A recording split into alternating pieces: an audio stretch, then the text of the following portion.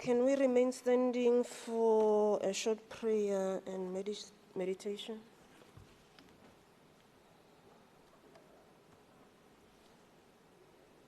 Thank you very much. You may be seated. Thanks.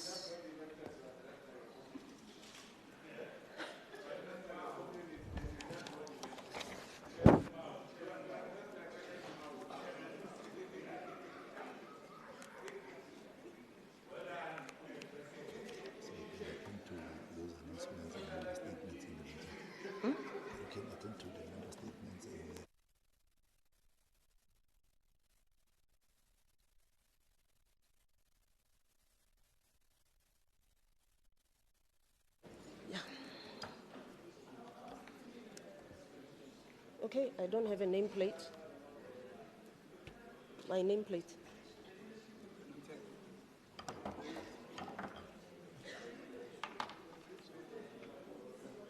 Okay. Okay, let's start then with our meeting. Good morning, Honorable Premier, members of the Executive Council, members of the Provincial Legislature, the Chief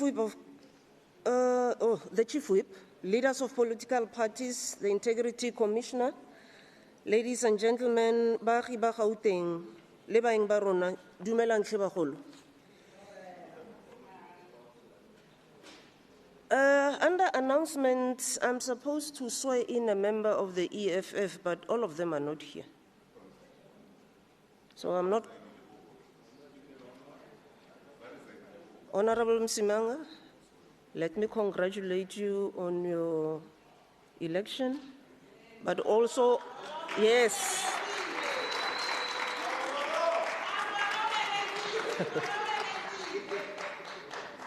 A well-deserved recognition, but remember you're still in the House and I'm in charge now. Thank you. Thanks. So the front table will advise on how we're going to manage this swearing in of the member of the EFF. MEC statements in terms of Rule 79, subsection 1, there's none. Honorable members, we have 8 member statements and I've allowed all of them. Just a reminder, members who are going to be reading their statements, you have 2 minutes. 2 minutes. So the first person is Honorable Mfikwe.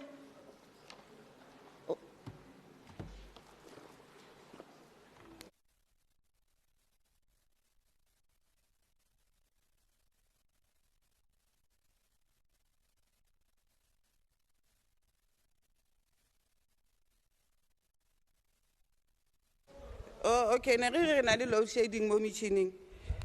you very much, Madam Speaker. Good morning to honorable members and the Gauteng residents on the gallery and those who are watching online. Honorable Speaker, colleagues, fellow South Africans, I rise today to make a statement about the successful hosting of the Gauteng Investment Conference in 2026. The conference proved that our province continues to be an indisputable engine of the South African economy with fresh investment pledges worth 206 billion. The conference saw 40 ready for action projects in 13 different industries, with a particular emphasis placed on property development, energy security, and manufacturing. Such projects, Madam Speaker, are already contributing to the growth of the industry, building up of our infrastructure and making a difference to our communities. Beyond the figures, this event marked the unmistakable commitment to implementation of ready projects. We are also seeing public-private partnerships emerging, resulting in township development. Importantly, Madam Speaker, the investment is designed to advance inclusive growth. More than 60% of the estimated jobs created through these investments will target youth, women, and persons with disabilities, together with the skills development programs embedded into the manufacturing as well as energy sectors. The strong domestic investor confidence of 78% of the pledges from South African sources signals local businesses trust in our policy environment and is ready to invest in Gauteng future. Gauteng growing together. Our commitment is to see all pledges are fulfilled, all jobs delivered for our people. There will be no end to our efforts until all these pledges become a reality and every rand generates opportunities for the people of Gauteng. Thank you. Honorable Moody, I saw that you have an announcement. I'll give you an opportunity after we're done with the statements, member statements. The next member is Honorable Sesedinyane.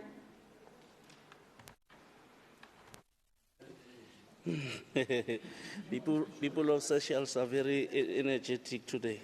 Thank you very much, Speaker. Honorable Speaker, I rise today to make this member statement in commemoration of an important milestone in our province. Relentless war against hunger and food insecurity. The Gauteng MEC of Social Development, Honorable Faith Mazibuko, officially launched the first ever Gauteng Food Distribution Center, which is fully state-run. This is a warehouse that is set to revolutionize our approach to address hunger relief in our communities. This is a major milestone in our efforts to ensure that we address food insecurity in our province in a more effective and efficient and dignified manner. This is an initiative that it is direct fulfillment of the promise made by our Honorable Premier Panyaza Lesufi in his 2025 State of the Province address. During that address, the state-run centralized food distribution center. This is a part of our urgent intervention in addressing the high food cost living in our province. The Premier was also clear that in his economic times, we need to be decisive in ensuring that no person in our province goes hungry. Every vulnerable person in our province should have access to food today, that the vision is a reality. The importance of this milestone cannot be overrated by centralizing the procurement, storage, and distribution of food. The province is not only making the relief efforts for efficient, but also making sure that this is a great accountability and transparency in the use of public resources by direct distribution to identify households, the neediest, such as child-needed household, people with disabilities, and those living in extreme poverty will receive this assistance with the agents and the dignity they deserve. I would like to take this opportunity to officially commend the MEC for Social Development, MEC Faith Masibuko, and the Department of Social Development on the expenditure and the successful implementation of this project. I'd also like to thank the Honorable Premier for this leadership priorities. Thank you, Speaker. Thank you very much, Honorable Sesedinyane. Honorable Skhosana.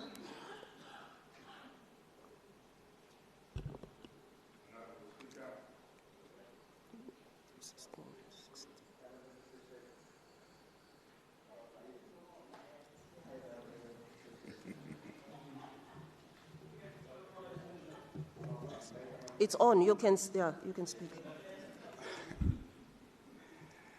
Thank you, Mr. Seychelles. Honorable Speaker, as Mkhonto Wesizwe, we rise to sound a clarion call on the matter we believe is of strategic economic importance, which is a disastrous implementation of the RT 46 2020 government fleet management contract that was still awarded to First Rand Bank and administered by West Bank, Netfleet, and Fleet Africa.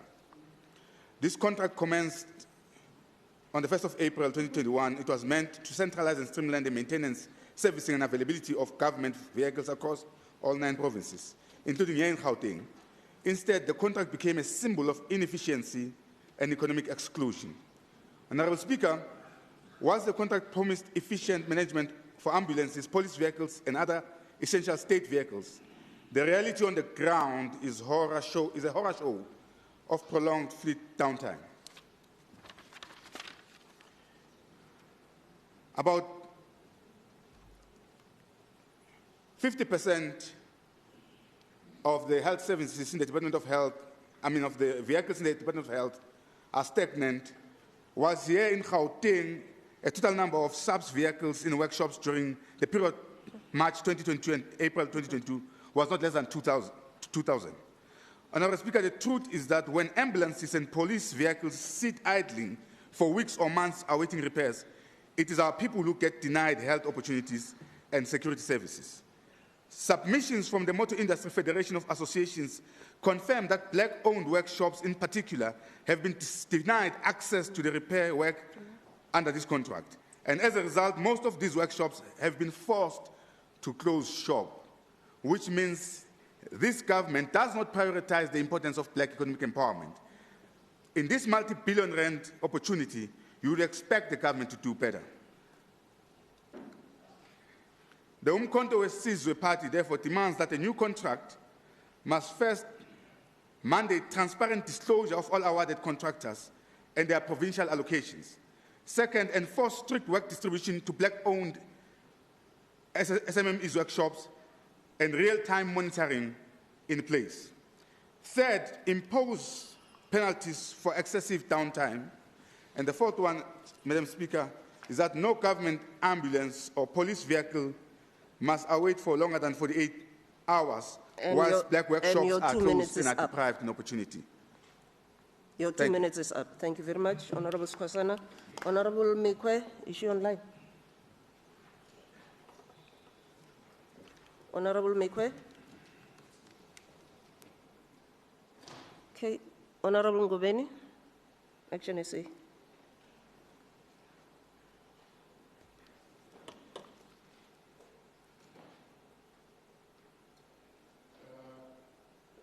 Thank you very much, Speaker. Hello, Speaker.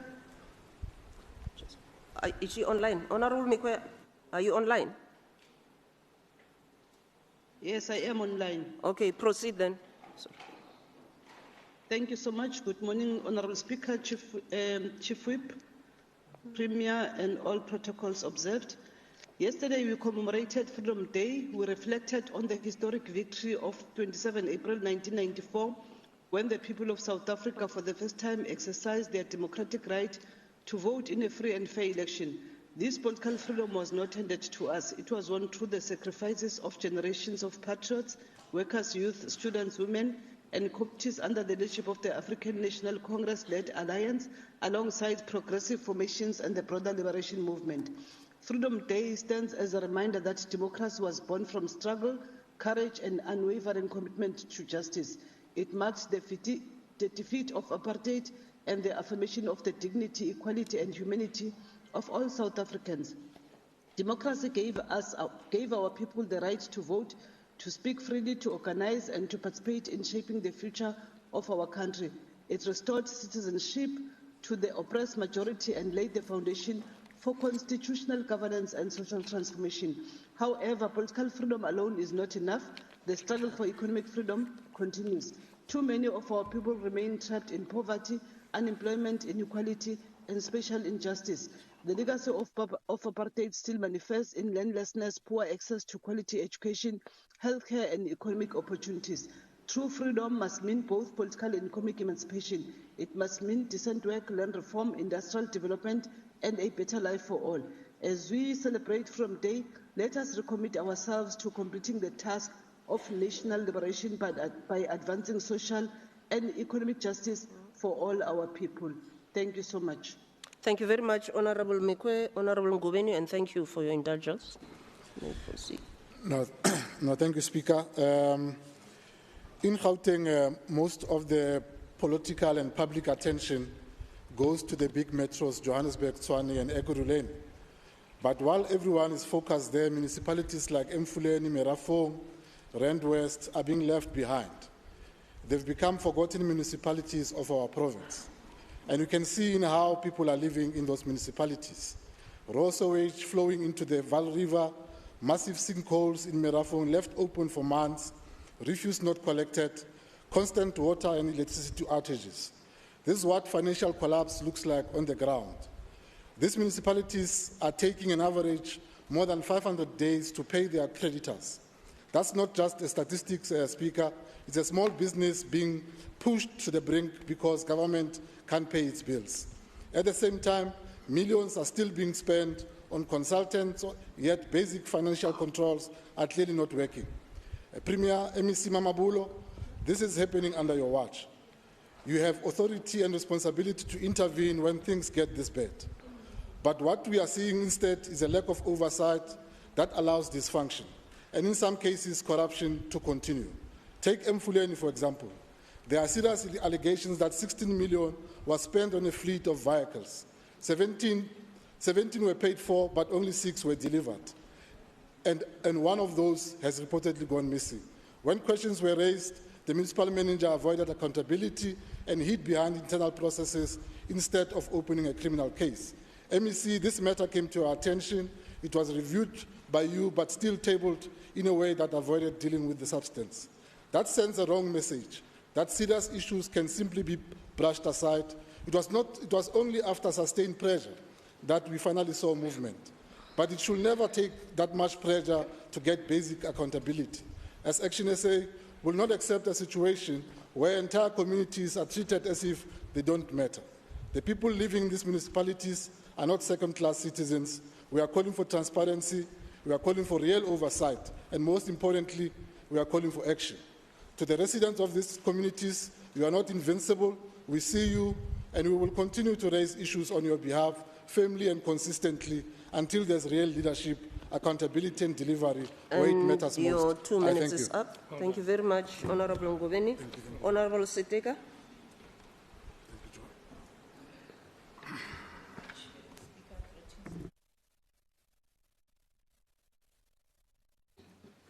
Thank you very much, Madam Speaker. Greetings to the people of Gauteng and the House at large. Madam Speaker, dare we say that a spectre is hunting Gauteng, a spectre of the economic freedom fight. In the past month, this province has witnessed decisive developments. The appointment of our first ever EFF MEC of Finance, Komisa Nkululeko Dung, as well as the appointment of EFF Provincial Secretary, Komisa Mushekong, as MMC for Public Safety in the city of Johannesburg. Komisa Mushekoma will focus on tackling crime beyond policing by restoring dignity in public spaces, cleaning up Johannesburg, and addressing urban decay. Central to this is strengthening and capacitating JMPD to improve effectiveness, visibility, and responsiveness. Most importantly, the MMC will drive a program to reclaim abandoned and hijacked buildings to convert them into affordable student accommodation, working with communities and student formation to create safe, functional spaces. This is how we address crime at its roots, by claiming the seat. Madam Speaker, we wish to put it before the House that we note attempts by certain political parties to discredit Komisa Dunga through baseless accusations. We wish to put it on record that this claims deliberately ignores his proven record in Ekurhuleni, where it is well documented that under his term, finance were stabilized and revenue collection strengthened. We express our unwavering support for his appointment and are confident that under his leadership, Gauteng will see stricter financial discipline, reduced wasteful expenditure, strengthened state capacity, and decisive actions against those who undermine service delivery through financial misuse. In closing, Madam Speaker, even the loudest critic will one day concede that their greatest failure was undermining the EFF governance. His only serious failing was not having had more confidence in the beginning. Your 2 minutes history is will up, judge, Honorable Seteka. and history will be on the side of the economic freedom. Thank you very much. Thank you very much, Honorable Seteka. Like I said earlier on, honorable members, Honorable Moody had indicated that he has an announcement, so I'm going to give him an opportunity to then table the announcement. Thank you, Madam Speaker. I rise to announce the findings of the latest Green Drop report released by the Minister of Water and Sanitation, and to outline its serious implications for Gauteng. This report confirms that our province is facing a severe worsening wastewater crisis. Gauteng processes nearly 1.9 million kilolitres of wastewater daily, the highest in South Africa. yet the very system responsible for this is on the brink of failure. Firstly, on capacity, 8 of our wastewater systems are already exceeding their designed limits, while 14 are operating beyond available capacity. This places immense strain on infrastructure and directly limits economic growth and service delivery. Secondly, the financial reality. It will cost approximately 2.14 billion to restore these systems to proper working conditions. More than half of this, that is 54%, is urgently required for mechanical refurbishments, highlighting the scale of neglect and aging infrastructure. Thirdly, the most concerning, the environmental and public health risk. 57% of systems fall within the critical category for effluent compliance. This means untreated and poorly treated wastewater is being discharged into our environment. The consequences are already evident in areas such as Umfuleni, where persistent failures at the Sebokeng system required intervention from the South African Human Rights Commission. While it is encouraging that 83% of our process controllers meet technical competency standards, the efforts are undermined by a failing infrastructure, particularly in municipalities like Merafong and Rand West, as well as ongoing challenges such as load shedding, vandalism, and theft. Honourable members, these findings cannot be ignored. Honourable Modi. I formally place. I'm almost done. Yeah, but it's not an announcement, it's a member statement. I'm announcing an outcome, Madam Speaker. I'm definitely announcing Please a go report, to the part that announces. I'm almost done. Yeah, okay. Announce now. Honourable members, these findings cannot be ignored. I formally place these matters before the House as a provincial emergency. It demands urgent intervention, strong oversight and accountability from all wastewater service authorities. We must act decisively to protect our public health, safeguard our environment and secure the future development of our province. I thank you, Madam Speaker. Yeah, you left me and all the members confused.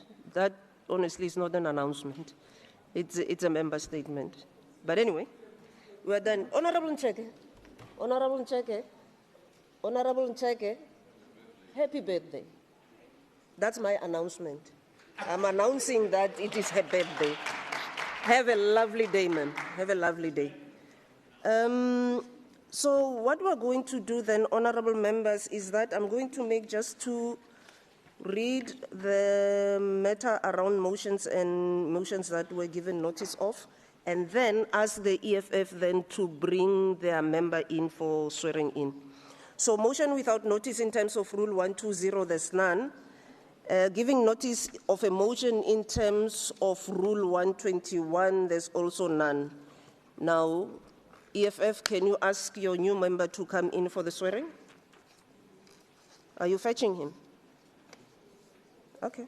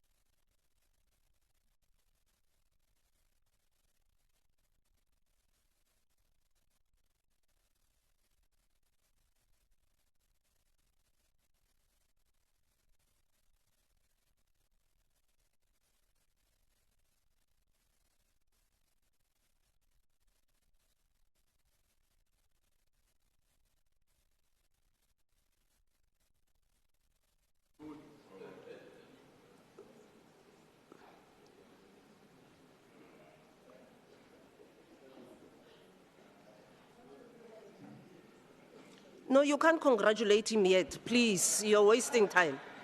Mr. Tswaku, for now, I will refer you to Mr. Tswaku. Are you going to take an oath or an affirmation?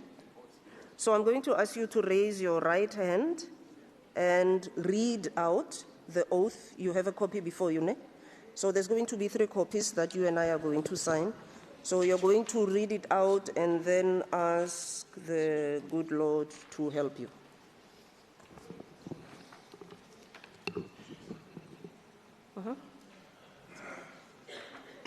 I, Mgcini Chwaku, swear that I will be faithful to the Republic of South Africa and will obey, respect, and uphold the Constitution and all other laws of the Republic. I solemnly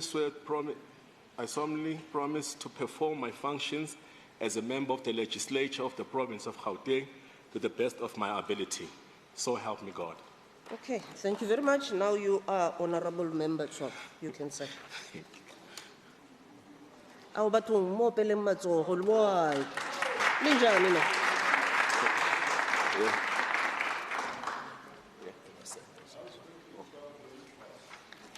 Oh. Is that right? Mike.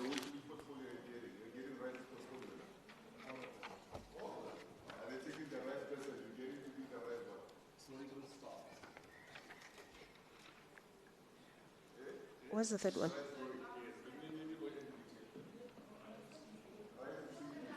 No, he can greet the premier while the mace is still down. The mace is still down. Ntate Chwaku, honorable member, yeah, dumedisa batho, the mace is still down, you are allowed. Yeah. Just keep it down until he's done. Yeah.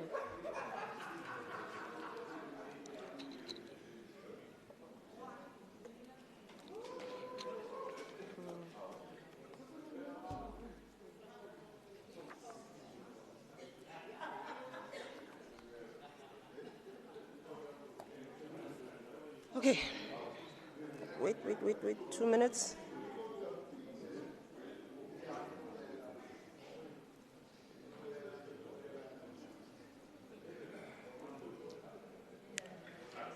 Okay. Okay, honorable members, the House is now back in session. Wabona umirisa diphoso elona fitla. Tell some is.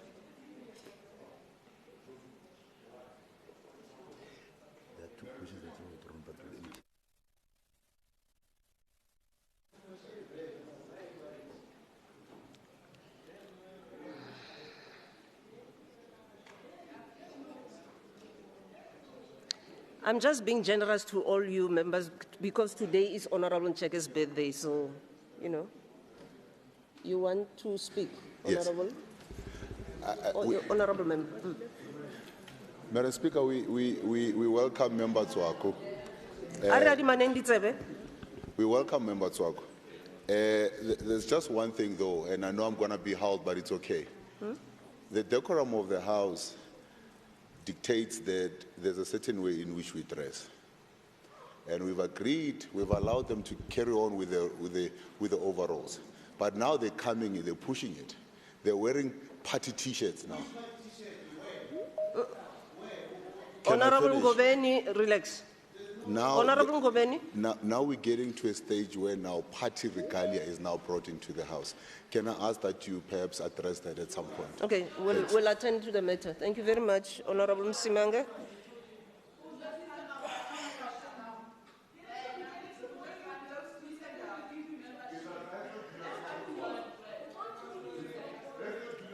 Okay, order, honorable members, order, honorable members, order. Honorable members, we have stakeholders from Tshwane, West Rand, Duduza community members, Soweto organizations, and Bophelong community members. Bagolo le amogetswe. Ke le gopotsa fela ka bokopana gore ga la dumella go berekisa difounu tsa lona go tsa dinepe tsa tiragalo e leng mo ntlong. Ga la dumella go phaphathela anybody matsogo. Sa lena fela ko bogela fela le itse gore batho ba le ba fileng matla ba irang ka matla le ba fileng mona kere ra le lebogatlhe bagolo. We now move to apologies, honorable members and members of the which portfolio committee? Infrastructure, Infrastructure development are on a study tour. All of them are out of the country. Honorable Ndlovu, Honorable Adams, Honorable Kurmalo, Honorable Diakhel, Honorable Rasi Dingwane, Honorable Masilela, Honorable Mahlabe, Honorable More, Honorable Poho, and... I'm here, Speaker.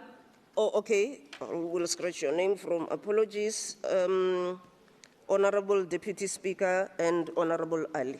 Those are the apologies that I have received.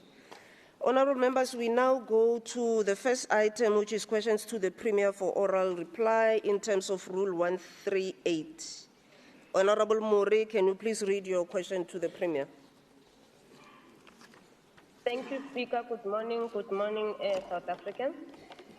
With reference to the Premier's written reply to Legislature Question 3 PR010 regarding the delayed approval of the Gauteng Department of Health modernized staff establishment, and noting his admission that the updated structure was returned to the department for further alignment, while the province continues to rely on severely outdated 2006 structure.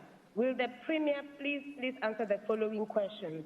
Number one, given that retaining the new structure for bureaucratic alignment effectively prolonged the severe staffing crisis indefinitely, what immediate, urgent, and tangible executive intervention is the Premier authorizing right now, Speaker, to relieve the massive number of healthcare workers who are currently dangerously overworked, overwhelmed, and facing total burnout, acknowledging the severe daily health risk, not forgetting litigations, and compromising patient care caused by forcing hospitals to serve a population over 16 million people, Speaker, using staff establishment designed for 9.5 million, almost double, How does the Premier justify subjecting vulnerable patients to life-threatening shortages while the proposed structure undergoes further administrative delays?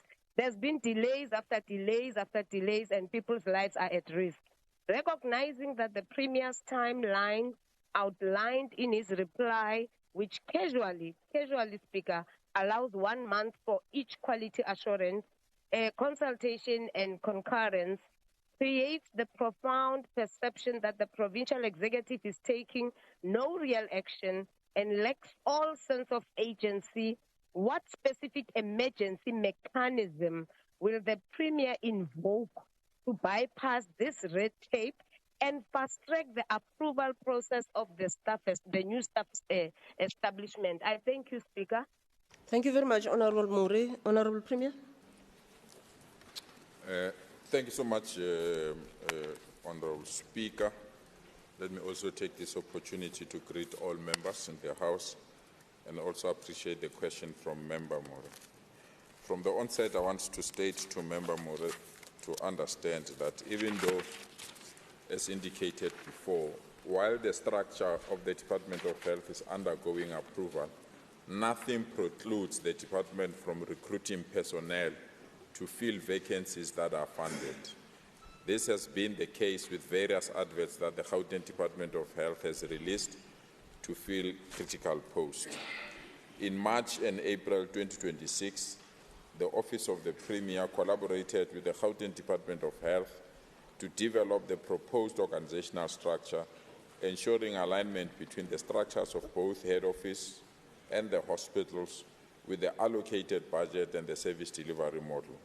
The team has now developed the proposed organizational structure, which is now prepared for consultation phase within the department.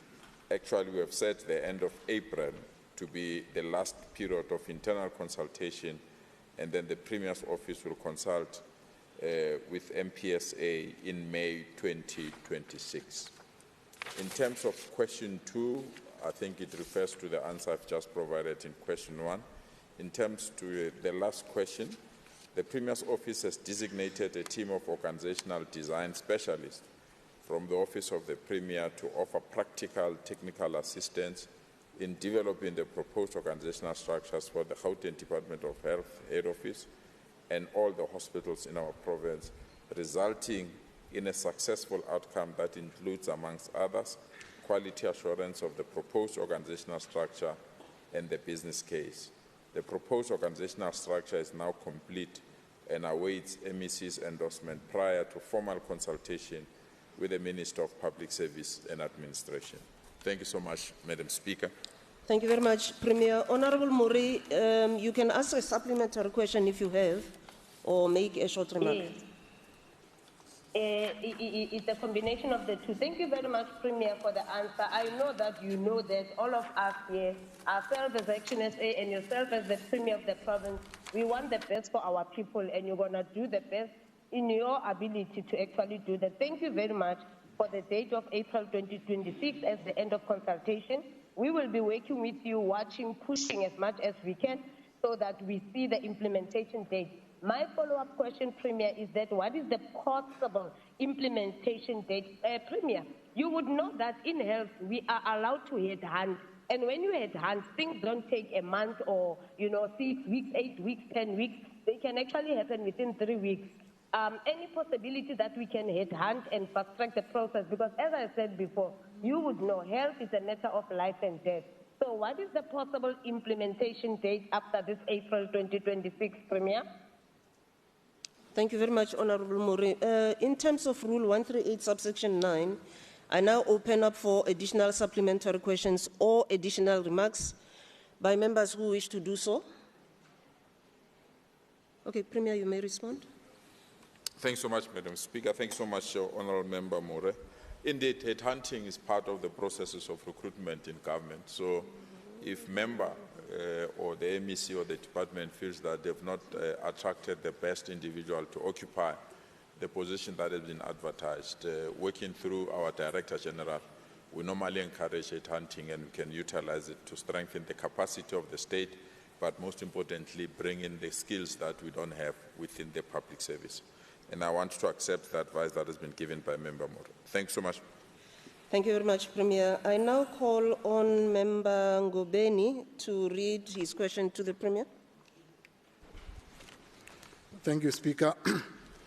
With regards to the Premier's formal commitment made in this House in 2025 to launch a comprehensive province-wide audit of state-subsidized housing and to decisively root out criminal syndicates, hijacking RDP homes, and noting the deeply concerning written reply recently provided by the MEC of Human Settlement, will the Premier please answer the following questions? As the head of the provincial executive, is the Premier satisfied with the MEC of Human Settlement's written admission that the department relies merely on consumer education and non-functional CRM system rather than conducting the proactive physical province-wide occupancy audits that the Premier explicitly promised to the residents of Gauteng in 2025? Secondly, given that the MEC's reply confirms the shocking reality that the provincial government has successfully reclaimed exactly 0 illegal, occupied or unlawfully sold RDP houses over the past 3 financial years, how does the Premier justify this catastrophic failure to protect the state assets and fulfill his commitments to rightful beneficiaries? Thirdly, noting that the MEC revealed the provincial e-governance CRM platform has logged exactly 0 fraud tips regarding the unlawful sale of RDP houses, proving the system is completely disconnected from the lived experience and lived realities of communities. What immediate executive action will the Premier take to overhaul this broken enforcement mechanism? Lastly, will the Premier now directly intervene to physically launch the promised province-wide housing audit, and what specific performance ultimatums will he issue to his MEC to ensure that criminal syndicates are successfully prosecuted and stolen RDP homes are finally returned to the legitimate qualifying beneficiaries languishing on the housing waiting list as we speak? Thank you, Speaker. Thank you very much, Honourable Ngobeni. Honourable Premier. Thanks so much, Honourable Speaker. Let me take this opportunity to thank Honourable Ngobeni for the question. Even if you can see, Madam Speaker, every second question it quotes the MEC, but the question has been sent to me. Because you don't want to avoid the question, we'll respond to the question. Honourable Ngobeni, we are now hovering almost 7,000 new houses that we want to allocate to our people every year as part of our commitment to ensure that housing is available to all our people. In doing this, we are quite aware about the pressures and attraction that we receive from those that want new houses in our province. Our commitment is very clear. As long as you are appropriately on the waiting list, we are of the strong view that will provide the necessary housing allocations to you.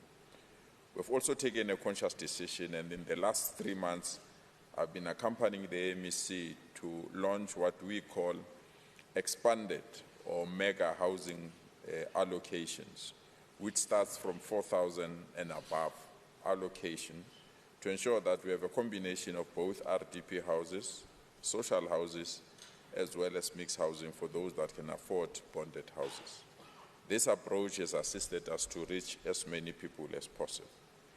As per your question, hijacking of RDP houses constitute a criminal offense and cannot be permitted by the Gauteng provincial government. Previous responses have indicated that the department conducts audits when complaints are received. However, instances of unoccupied houses and properties being rented out to tenants have been identified. In such cases, the registered beneficiaries are contacted and instructed to occupy their allocated houses, or they will leave us with no choice to reallocate the unit to those that are on the waiting list, especially when a title deed has not yet been issued. This direct engagement with beneficiaries have proven to be more effective. In terms of question 2, the applicable legislation prohibits the sale of the allocated housing unit. However, it does not grant the department authority to repossess the property where such a sale has occurred. While criminal charges may be instituted in these instances, the prosecution processes falls outside the Department of Human Settlements mandate. In cases of illegal occupation, eviction can only be effected through a court order. Accordingly, the Department of Human Settlement is currently engaged in the courts to obtain the necessary eviction orders. Despite these limitations, the Department of Human Settlement continues to take all reasonable and lawful steps to restore the rights of approved beneficiaries who have been adversely affected by unlawful occupants. In terms of question 3, the department also relies on the National Anti-Corruption Line, which is administered by the Public Service Commission, to receive complaints or tip-offs relating to fraud and corruption allegations related to RDP housing allocation. In addition, the department also operates an internal ethics health desk hotline through which complaints are also received and systematically routed to the relevant process owners for investigation, handling, and resolution. In terms of your last question, all reported cases of actual or perceived criminal activity relating to housing are thoroughly investigated, and where merit established, appropriate action is taken to ensure resolution. At present, there are 2 ongoing court cases concerning arrests made in Beverly Hills and Princess involving individuals who were unlawfully selling stands owned by the department to members of the public. Thank you once more for your question, Member Ngubeni. Thank you very much, Honourable Premier. Honourable Ngubeni, a supplementary question or a short remark if you have. Yes, Speaker. Thank you very much, Premier, for the response. We do note the information that the Premier is sharing with us, and we will request that we get a copy, Premier, of the response. But in regards to my last question, Premier, I don't think that you have adequately responded, unless you are saying to us that that commitment that you made in 2025, that we will have a province-wide housing audit, that commitment has effectively lapsed or collapsed. Can you confirm whether there is a likelihood or a commitment from the side of the government to do that particular audit, or what is the status of that, as per your commitment in the last response we got from you? Thank you very much. Thank you very much, Honourable Ngubeni. Honourable members, in terms of Rule 138, subsection 9, I now open up for additional supplementary questions or additional remarks by members who wish to do so. Honourable Premier. Thanks so much, Honourable Ngobeni. With advice that has been given to us that it will really be possible to do the audit, and the audit has been conducted. The department, together with other departments, are working towards an electronic system that will allow to have an instant audit rather than run audit either quarterly, yearly, or after 3 years to try to achieve the intended goals. Reality is that if we can register all our beneficiaries through an e-registration process, if there is a change of ownership or a change of the house or the RTP house to another individual, that information can be immediately available and makes auditing simple and makes this information available on the dashboard instantly, rather than wait for a year-long investigation that may take long. Because while you are doing the physical count, changes happened where you have passed already and there is a new occupant, and by the time you conclude the process, it gives you a skewed view purely because there have been changes at the earlier areas that you have made an audit. But an e-coordinated approach to have an instant account is the process that we are currently allowing, and this will give audit immediately. It will make audit outcomes immediately available, thus ensuring that we are instant and the information is real and is on time. Thank you so much. Thank you very much, Honorable Premier. Honorable Chokwe, your question to the Premier, please. Thank you, Honorable Speaker. Good morning to you, Honorable Speaker. Good morning to members of the legislature. Good morning to the people of Gauteng. The question is to the Premier. Premier, Gauteng successfully hosted the G20 summit, which generated significant economic activity and showcased the province coordination model and service delivery improvements. Can the Premier update the House on the following? What were the key coordination mechanisms that enabled the province to host a safe and successful summit? How will the infrastructure improvements and service delivery enhancements achieved during the summit preparation be sustained as part of the G20 legacy? How has the summit strengthened Gauteng's position as a global investment and tourism destination? Thank you. Thank you very much, Honorable Chokwe. Premier. Thanks so much, Honorable Speaker. Let me take this opportunity to thank Dr. Tlo Chokwe for the question. Indeed, we managed to successfully host the G20 that was attended by heads of states. As we have indicated through the national commitments that our G20 was not a G20 for South Africa, but was a G20 for the continent of Africa. Within this context, we also extended invites to heads of states in our continent and some heads of states that have been part of the preparations of the G20. Out of this process, we have spectacularly staged what is now termed the best G20 that's been organized in our continent. To this, we want to thank not only the citizens of our country, but we also want to thank the President of our country for bestowing this important initiative in the hands of the people and the government of Gauteng.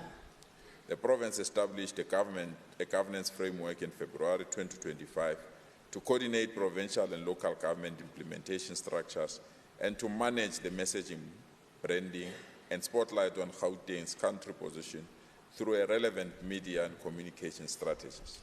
Several outreach programs were designed to invoke maximum interest for the broad-based participation of interested and affected role players and stakeholders in Gauteng to advance South Africa's economic policy within a rapidly shifting global landscape. The cities of Johannesburg and Tshwane also co-hosted C20, which constitute 40 cities, which is a global network of nearly 100 mayors of the world leading cities that are united in action to address climate change crisis. This also contributed to the interest as well as the introduction of NGOs or non-governmental organization summit that was held at Beirut, also attracting thousands of participants to ensure that the G20 is not only about heads of state, but it also accommodates those that are outside government structures. In terms of question 2, Through the governance structures initiated for the Global Leaders G20 Summit, the infrastructure matters were managed by relevant departments and municipality steering committees. All matters form part of municipal and departmental programs as areas of implementation and priority, and we met literally every Tuesday with all these institutions to ensure that we are ready for the G20. In terms of infrastructure, the Infrastructure Steering Committee focused on strengthening infrastructure delivery to ensure stable roads and transport network. In terms of municipal services, environment and beautification, as part of Gauteng commitment to ensure inclusive and economic vibrant cities, this steering committee focused on CBD revitalization, security of water and electricity, and also attending to the environment and urban beautification matters. In terms of safety and security and health, this steering committee focused on consolidated model for provincial security and safety coordination, which allowed not even a single incident being reported during this period. In terms of social summit, homelessness and substance abuse, homelessness and social harm reduction programs that form part of the Gauteng social protection basket of services continues to be implemented across GPG and municipalities in our province. In terms of your last question, through the tourism packages, different national departments working with the GPG have showcased our tourism spots such as Maruping, Vilikazi Street in Soweto through stakeholder engagement. The city of Tshwane also leveraged on Dinokeng as part of boosting the provincial tourism strategy. Following the G20, many people have returned back to our province to enjoy with their families, and this has seen an increase of numbers of people that are coming to Gauteng immediately after the G20 and Live Golf, as an affirmation that these activities also extend beyond the date in which they were held. Outreach programs during the G20 were held in various regions of Gauteng, focusing on townships to ensure that platforms for continued dialogue and awareness on global challenges were shared. Included were economic opportunities to promote sustainable development and incentivize investment into community programs. Thank you so much, Dr. Tro. Thank you very much, Honourable Premier. Honourable Chokwe, supplementary question or remark? Thank you very much, Honourable Premier. In one of my questions, the second question, which I will repeat, how will the infrastructure improvement and service delivery enhancements achieved during the summit preparation be sustained as part of the G20 legacy?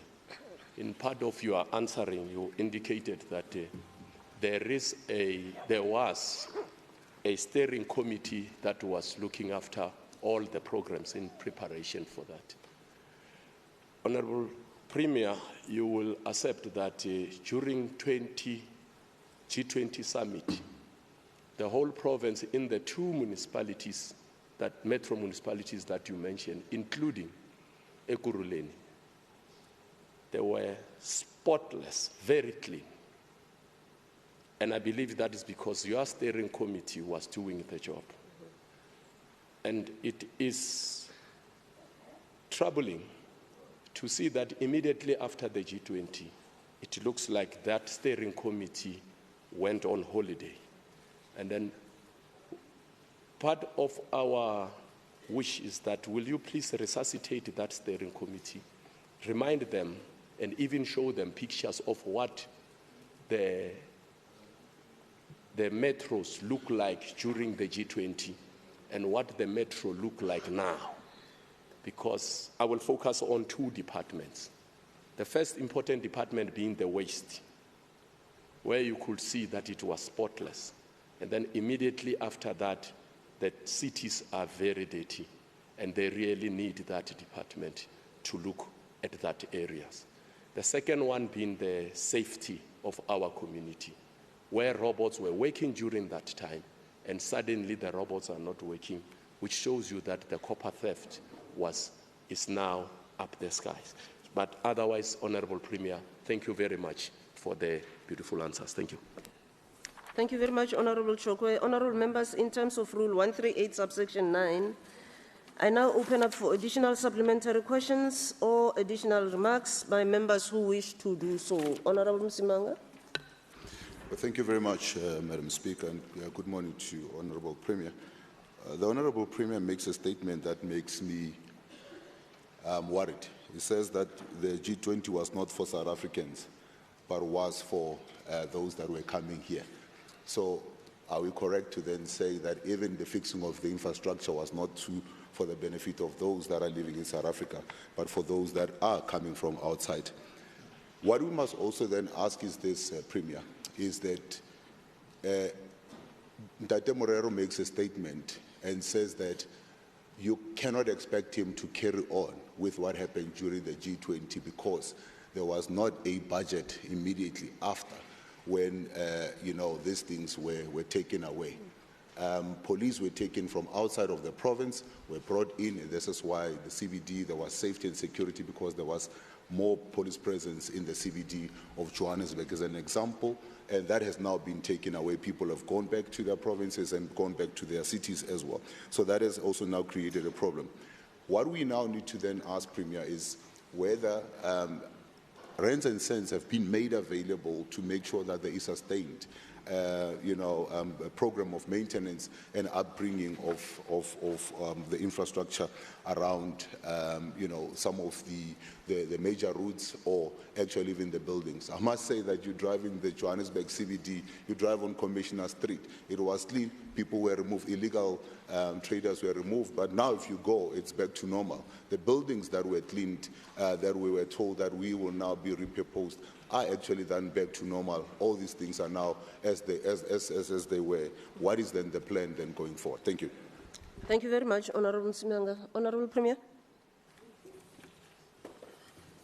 Thanks so much, Madam Speaker. Let me thank Dr. Tlo and Honorable Member Msimang for their follow-up questions.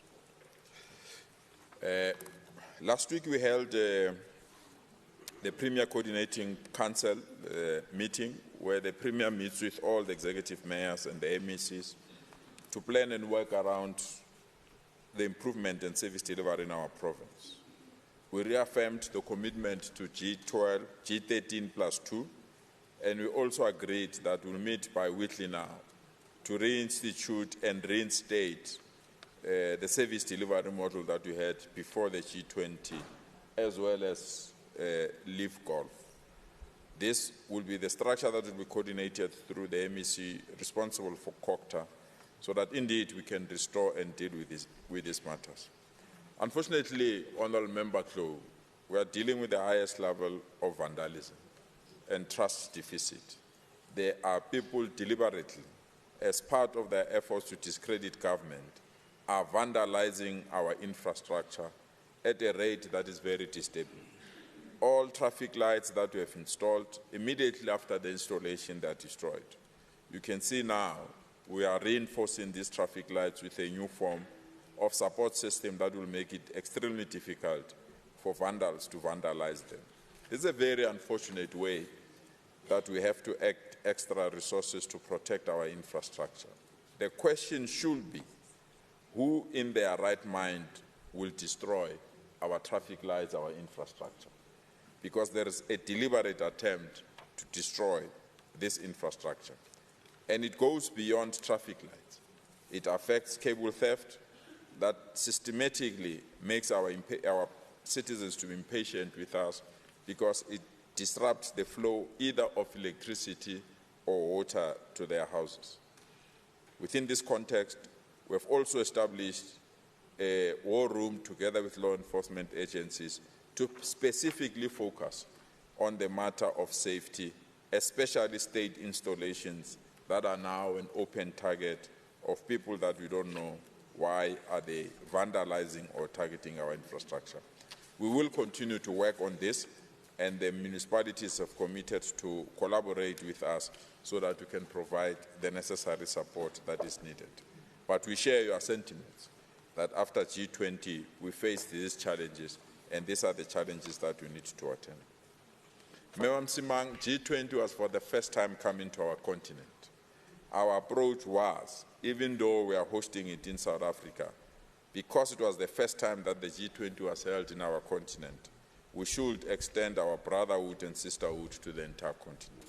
Our work, therefore, was not to please the continent, but was to create a platform for our continent also to participate in this all-important event. And that's the reason why, whatever that we're doing it within or with the countries within the continent. And this has assisted us a lot in terms of planning, in terms of preparations, resource mobilization, but most importantly, broad participation on the agenda and the issues that have been raised. It's not by incident that the G20 resolution was unanimously adopted, and it was for the very, very first time that this adoption occurred. And therefore, the minor or narrow aspect of saying we're doing things for the continent, not doing things for South Africans, is not only misplaced, but is seriously misguided. Because our work was to ensure that there's a global view. Our work was to ensure that South Africa stages the best G20. That is why even those that are coming after us to hold the G20, instead of competing and measuring our success, they've chosen to exclude us as South Africa purely because they know we stage the most beautiful G20 that they can't match. And in terms of rents and cents, there was no budget that was made available. We made it possible on the basis of the allocations that we had, and we are proud that we have not misspent or underspent on our commitment to stage the best G20 globally. Thank you so much, Madam Speaker. Thank you very much. Premier, Honorable Muketi, your question to the Premier, please. Thank you very much, Honorable Speaker. Greetings to the honorable members in the House and to our people of Gauteng. The question to the Premier in terms of Rule 138 reads as follows. The Office of the Premier achieved 87% of its annual performance plan targets in Q3 of the 2025-2026 financial year and maintained 100% payment of valid invoices within 15 days, demonstrating sound financial governance and operating efficiency.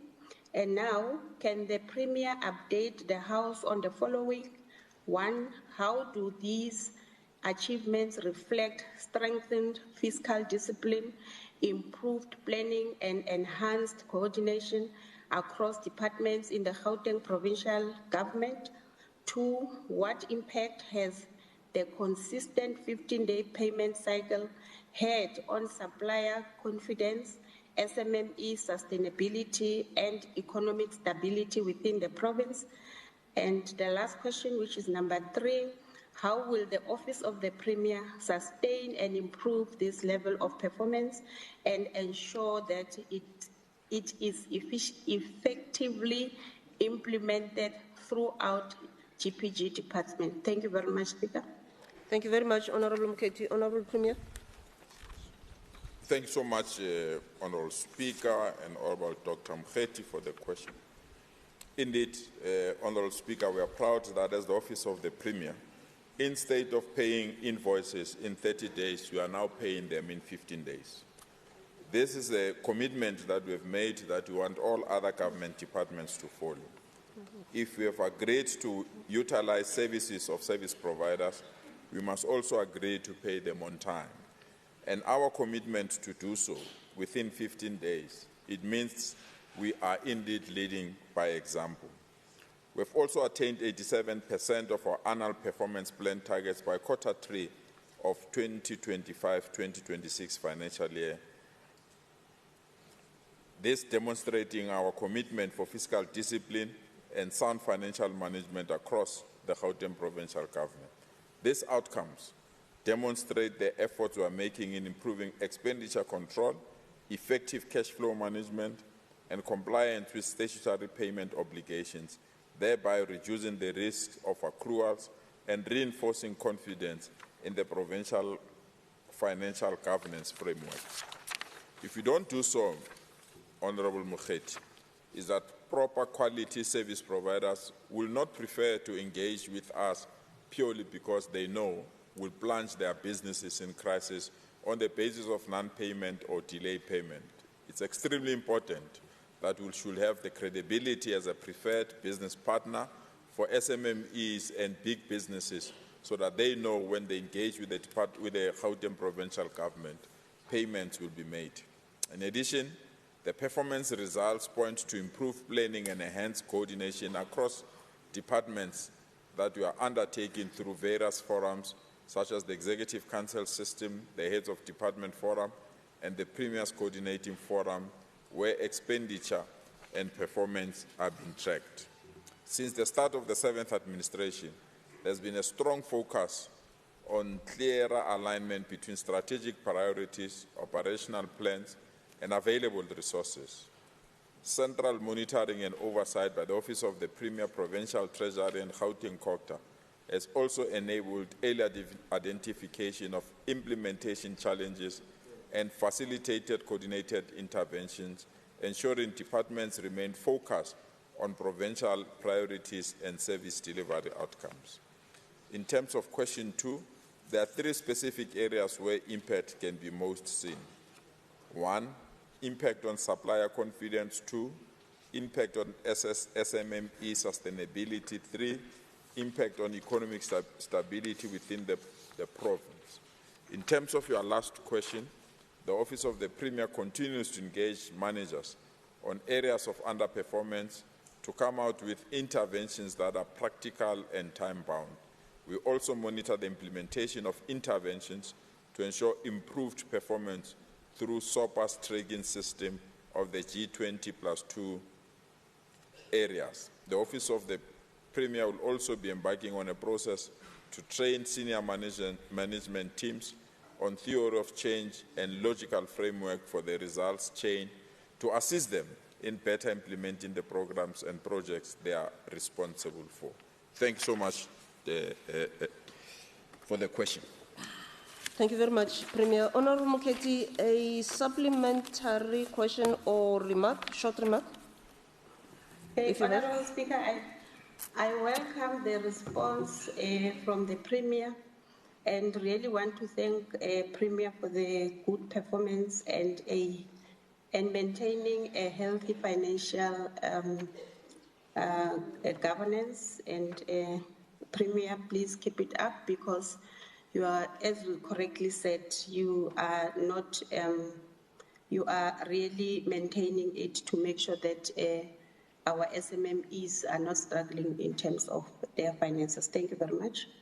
Thank you, Honourable Moketi. In terms of Rule 138, subsection 9, I now open for additional supplementary questions or additional remarks by members who wish to do so. Okay, Premier, that was a short remark. I don't know if you want to engage with it. Okay, thank you very much. Honourable Mulder, your question to the Premier, please. Thank you, Honourable Speaker, Honourable Premier.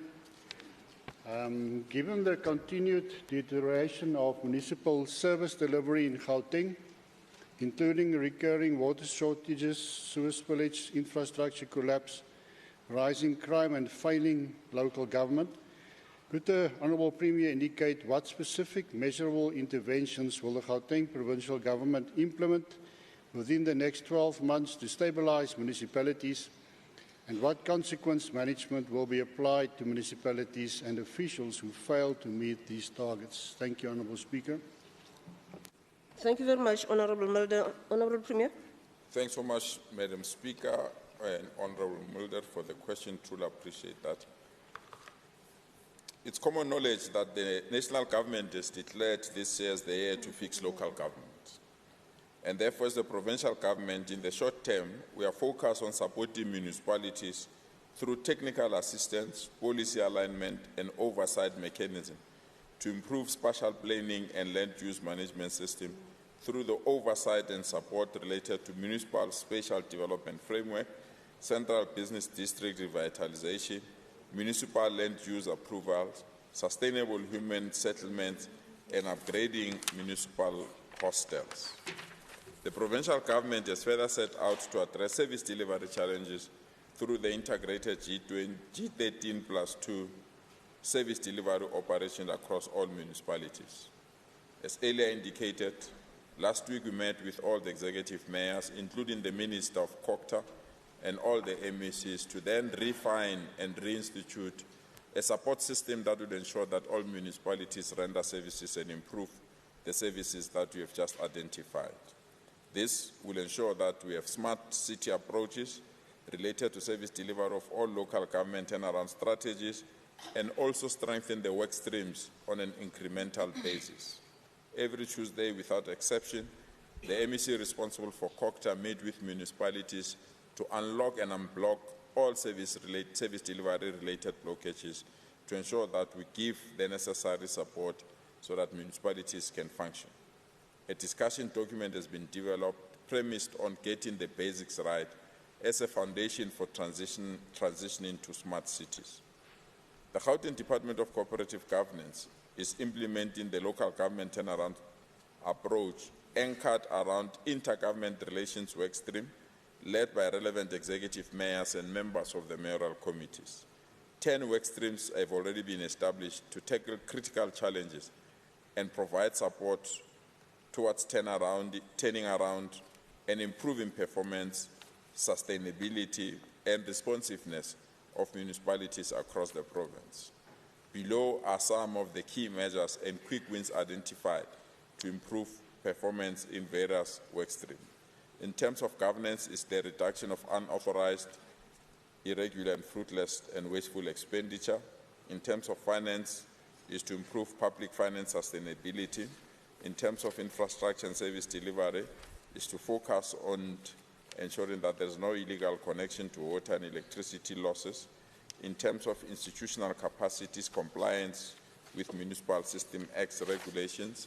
In terms of local economic development, is investment promotion, township economic revitalization, and township enterprise development. In terms of spatial restructuring, is the CBD revitalization, G13 service delivery operations, and improvement of spatial planning. In terms of safety and security, is crime prevention through environmental design, implementation, safety integrated land use planning, crime prevention planning, and strengthening of CPF.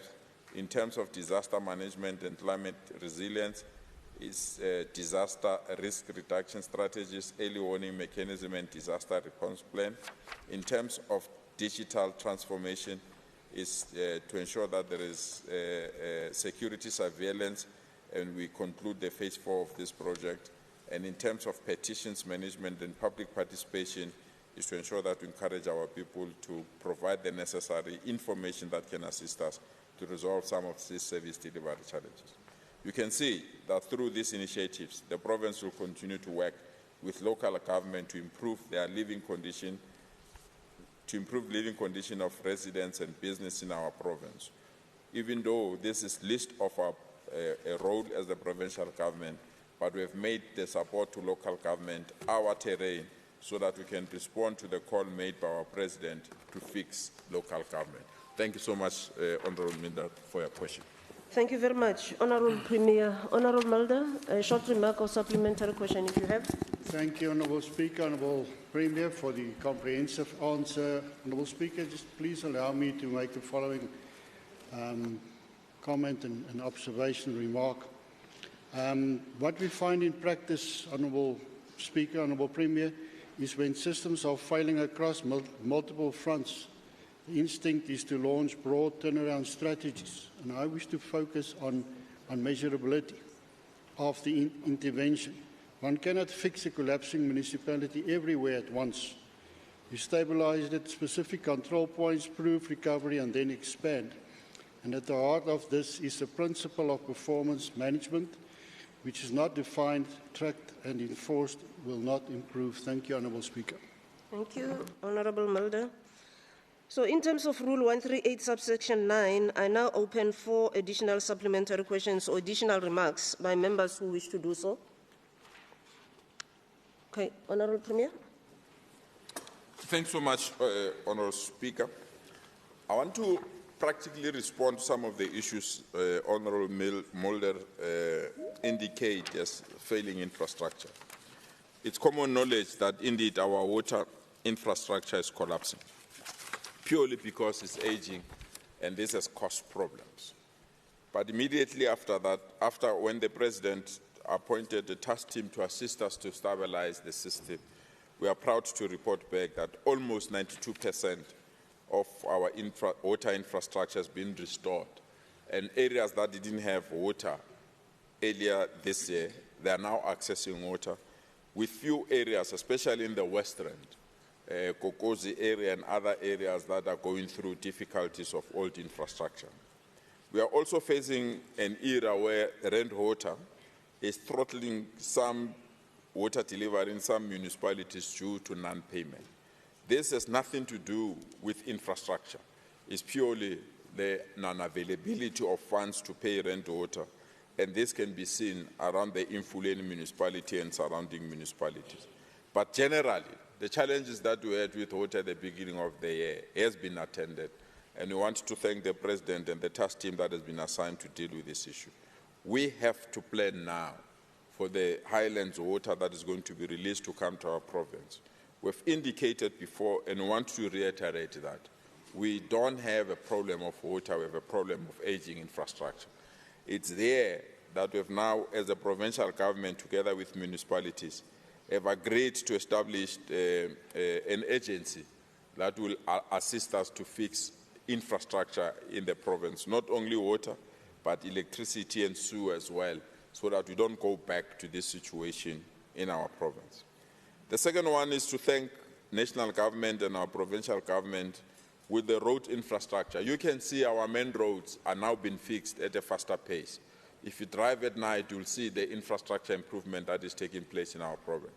This is our commitment to ensure that the road infrastructure is sustained, and most importantly, we improve the road infrastructure to enable economic activities, and also to eliminate the issue of potholes, especially on our main roads.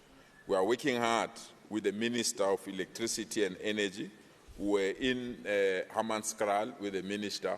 The Minister has indicated that by June this year, load reduction will be history across the country, except in two provinces, which is Gauteng and Western Cape, purely because of illegal connection and the number of informal settlement and the number of areas that are overburdened or where people don't want to migrate to smart cities.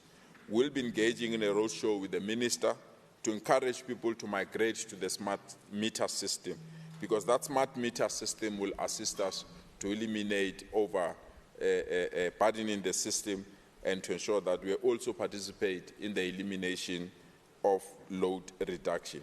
The last area is waste management, and that is why now we're encouraging municipalities to move towards waste to energy so that we can collect waste and utilize it for energy rather than leave it lying around. With these interventions, Member Mulder, we are quite convinced that the service delivery and the infrastructure challenges that we have highlighted will be a thing of the history in our lifetime. Thank you so much, Doctor. Thank you very much, Honorable Premier. Honorable Makwala. Thank you very much, Speaker. I'll speak on behalf of Honorable Makwala. Proceed. Then now I'll ask the MEC to respond on my behalf. Now you are here, you can respond. Your own body is here with us today. Thank you very much, Speaker. The Premier has previously made a declaration that in its bid to establish energy and electricity security, the province will be looking at an enhanced waste-to-energy program with a 7 billion commitment made in this regard. May the Premier kindly explain to the House, on average, what is the impact of current waste-to-energy programs to the province grid? What is the anticipated contribution of the waste-to-energy programs to the grid? And lastly, what is the progress with regards to the waste-to-energy program as of April 2026? Thank you. Thank you very much, Honorable Masoleng. Honorable Premier. Thank you so much, Honorable Speaker. Let me thank Honorable Makwala for the question, and also thank Honorable Masoleng for beautifully raising these questions. Madam Speaker, the City of Johannesburg Landfill Gas to Energy project currently being implemented in 3 There's a cell phone that is disturbing us.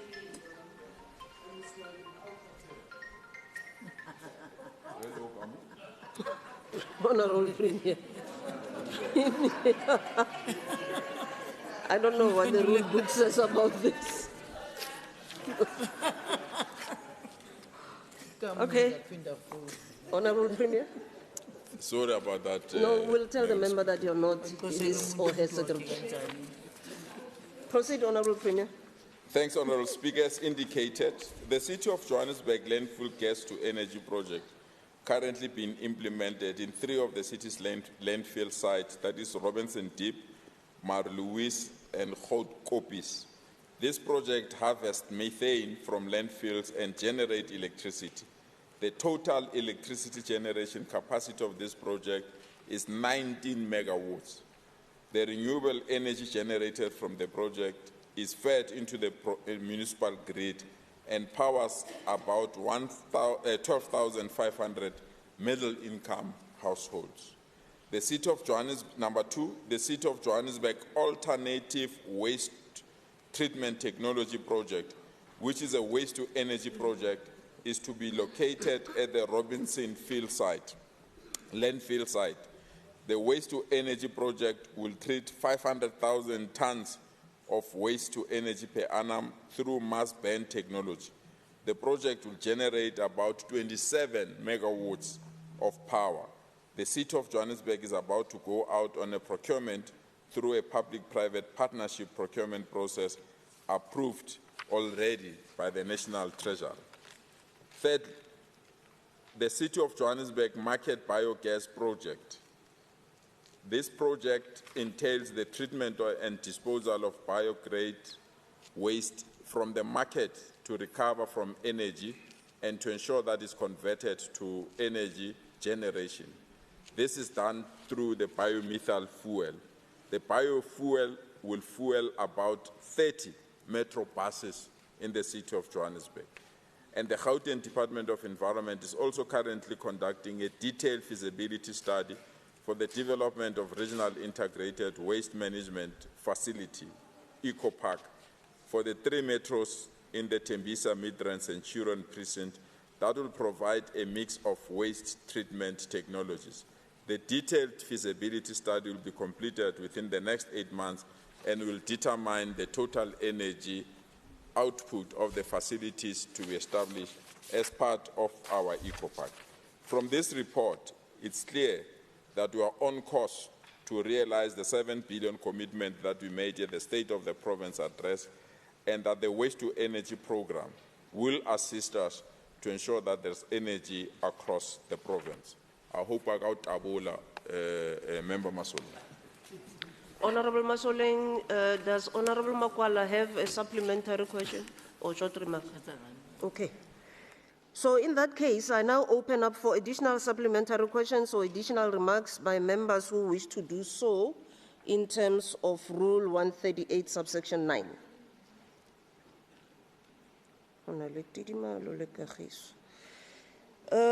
Honorable Klaba.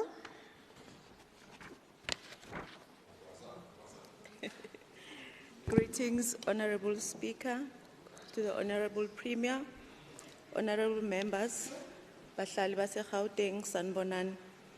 Honorable Premier, the Umkhonto weSizwe Party believes in radical economic transformation, a transformation that serves the interest of the working class, marginalized communities and youth. We will not rest until these events and future ones contribute not just to the rich spectacle enjoyed by the elite, but to the economic liberation of every South African. The people must benefit from the wealth generated in their name. Only then can we say that the fight for liberation has been truly won. The recent hosting of the Lift Golf South Africa tournament and the Basketball Africa League in Gauteng presents an opportunity to reflect on the real economic impact and legacy of such high-profile events. While we acknowledge the international exposure these events bring,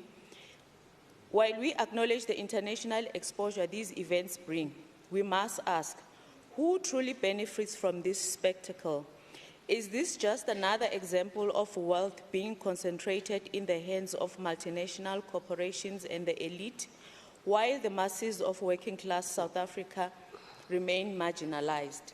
In the spirit of accountability and revolutionary change, we ask, what specific measurable economic benefits have these events brought to the people of Gauteng? What tangible and sustainable legacy has been left for the people of Gauteng, particularly in terms of youth sports development and skills transfer? What evidence exists of sustained tourism growth and lasting economic impact beyond the event period? And lastly, to what extent have Gauteng-based small-medium enterprises been included in the economic opportunities generated by these events? Thank you. Thank you very much, Honorable Klaber. Honorable Premier.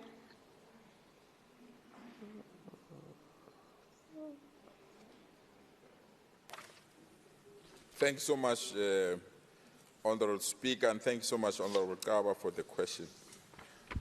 I always say on Sunday they call it a derby. In Gauteng we call it an economic activity. That all the hotels, the flights, and retail shops were flooded with people that are coming to our province for economic activities. Even though disappointed that Kaizer Chiefs didn't win, our approach is that all these important activities should turn into economic activities. Sporting events play a vital role in boosting the economy of South Africa by generating substantial economic activity and opportunities across various sectors. Hosting these major sporting events, such as international tournaments or championships, attracts a surge of domestic and international visitors, leading to increased revenue, especially those that are working in the hotels, the hospitality industry, and the airline industry. The hosting of the inaugural Live Golf tournament at Steyn City in Johannesburg, for example, has netted over 1 billion in the provincial economy, thus creating opportunities for those that were unemployed. The tournament attracted over 100,000 domestic and international visitors, driving heightened demand across accommodation, hospitality, transport, retail, security, media, event services, value chains. This cementing our approach that big events create big opportunities for all. And this is an indication that as Gauteng, we must go for big tournaments because the benefits are instant, visible, but most importantly, attracts job opportunities for those that qualifies. Similarly, the Basketball Africa League 2026 hosted in Tshwane, it also brought over 200 countries that were watching this activity, thus bringing the focus directly on Gauteng province and creating the tourism opportunity for those that wants to remain in our province. The recurring of this sports tourism destination, it gives us an opportunity as the province, not only to host these events, but to ensure that the hotels are full and the transport system is utilized so that those that are working in these particular sectors can continue to get jobs. Initially, they can start as temporary or short-term jobs, but in the long run, with sustained events, these jobs are later converted into permanent jobs, thus benefiting our people. So the Gauteng provincial government strives to work in an integrated manner to create an enabling environment and accelerated social transformation for sporting, artistic, cultural excellence, but also facilitating the identification of support system within our province. We are of the strong view, which is the task that has been given to the new MEC responsible for sports, that we should provide job support as freely as possible so that the cost of hosting this event is minimum and our people can benefit out of this. Before the derby, there was a huge cultural festival around the Nasrec area with more than 25,000 people attending, with people selling and also accessing these opportunities. So the radical exposure of Umkhonto weSizwe on economic matters is highly welcome. To us is the acceleration of opportunities that will ensure that the radical nature of access is acceptable. We have not done a research of who directly benefit in terms of ownership of these activities, but we know who owns hotels. We also know who owns the airlines. We further know who owns the retail shop. Our approach in ensuring that there's access is done through the Department of Economic Development that have just launched the Gauteng City Region Economic Growth Strategy to ensure that the economy of our province is accessible to all, and those that can participate in this economy are given the financial support. In terms of your last question, during the Leaf Golf Tournament, Gauteng hosted the Leaf Youth Golf Open, which was held in Soweto Country Club on 15 March, serving as the official junior curtain raiser to the Leaf Golf Tournament. A total of 80 junior golfers were selected to participate in Gauteng Leaf Golf. The junior tournament was also meant to ensure that future golfers will come from Gauteng, and we want to thank the Deputy Minister of Sports, Arts and Culture. An additional 1,000 learners from various schools around Gauteng also participated as part of our investment for the future. Your last question is responded in terms of question 1. In terms of small business and enterprises, both Leaf Golf Tournament and Basketball Africa hosted in Gauteng during the 2026 demonstrated tangible inclusion of small businesses, and this has created lots of opportunities for this sector. We remain determined to support this sector by also ensuring that provincial government and those that have acquired the services of service providers, they pay them on time. It's only when you pay them on time that will grow better small businesses. Thank you so much, Member Kaba, for your question. Thank you very much, Honorable Premier. Honorable Kaba, a supplementary question or short to make? Thank you, Honorable Premier, for a detailed response. Premier, these events are widely perceived as elite spaces, historically inaccessible to the majority of Black South Africans due to cost, geography, and entrenched patterns of exclusion. It is important to meaningfully integrate our young people into sports pipelines and skills development to these tournaments. We also need to ensure that future events are structurally inclusive rather than passively benefiting those already positioned to gain. Thank you, Premier. Thank you very much, Honorable Kleber. I now open for additional supplementary questions or additional remarks by members who wish to do so in terms of Rule 138, subsection 9. None. There's a... Okay, Premier. Honourable Speaker, we agree with Honourable Kaba that we have to ensure that some of these sporting codes should be accessible to all. As I indicated, there are some codes we have to work extraordinarily hard to ensure they're accessible. Golf, for example. If Honourable Maile can't play golf, we can't force him to play golf. What we need to do is to invest in young people now so that in future they can play in golf. And in Leaf Golf, we've established that aspect so that we can diversify and show our young people participate in golf. In football, you are quite aware, yesterday, on Sunday, indeed, it was visible that that's the sport for the people. And we appreciate that aspect. We're also invited by the Lions over the weekend. They're playing a very important tournament. They may qualify to be a semi-final. It's a global tournament. We are working with them to ensure that it's also accessible to everyone. But when I saw the starting lineup of the Lions, it represents all of us. And that's what we need. And we are moving, or we're going with the Minister of Sport to lobby for the hosting of the F1 to come here in Gauteng. We'll be leaving in the next 2 weeks or with the Minister, and we'll be joined by the President of our country. We believe we stand a better chance to bring F1 for the first time after 1994 in our country. This will create massive opportunities. Our approach is very simple as Gauteng. We are going for big tournaments. We are going for big events because the benefits are instant and the benefits can be sustained to ensure that those that are getting peace jobs, those piece jobs can be converted into permanent jobs. That's our idea. But thank you so much for the question, Honourable. Okay. Thank you very much, Honourable Premier.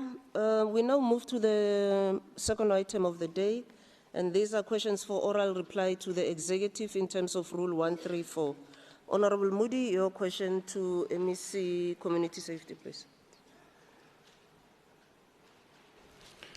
Thank you, Madam Speaker. With regard to the deeply alarming statistics revealed in the Independent Police Investigative Directorate, that is IPID, 2024-2025 annual report, which recorded 27 cases of rape and 519 cases of assault opened against police officers in Gauteng, and noting that our province is already battling a severe gender-based violence crisis where women rightfully feel unsafe walking into police stations, will the MEC please answer the following? 1. Of the police officers implicated in the 27 reported cases of rape and the 519 cases of assault during the 2024-25 financial years, exactly how many are currently on precautionary suspension and how many are shockingly still in active duty, armed and interacting with vulnerable members of the public at local police stations? 2. Recognizing that these horrific statistics severely erode public trust and deter victims of GBV from seeking help, what urgent independent oversight mechanisms is the department implementing at station level to guarantee that women can report crime safely without the fear of secondary victimization or intimidation by the very officers meant to protect them? And 3, beyond reactive investigations, what proactive, continuous vetting processes, psychological evaluations, and strict accountability protocols is the MEC enforcing across Gauteng police stations to systematically identify and root out officers with a propensity for violence and sexual offences before they harm our citizens? Thank you. Thank you very much, Honourable Moody. Honourable Premier. Thanks so much, Honourable Speaker, and thanks so much, Honourable Moody. I must be honest, Honourable Moody, when I received the answers from the SAPS, I was deeply disturbed. This is completely unacceptable. You can't have law enforcement agencies inflicting the kind of pain to people that are coming to report cases at the police station. It's just completely unacceptable. We want the police to protect the victims, not to perpetuate this kind of activity. So of the police officers implicated in the 27 reported cases, 2 have been suspended, and unfortunately, of the 74 cases, none of the 74 officials were dismissed as a result of disciplinary outcomes.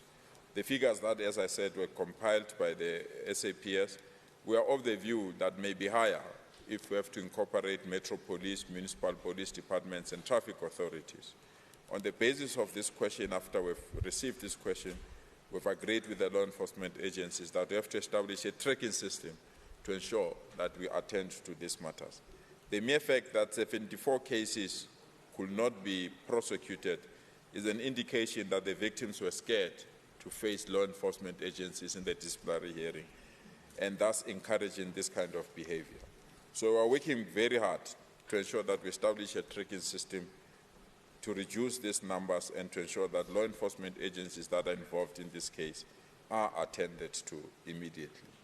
All stations within Gauteng province are equipped now with fully functional victim-friendly facilities as well as gender-based desks. All stations have functional members deployed by the visible policing and detective services trained in at least one of the following programs in terms of victim empowerment.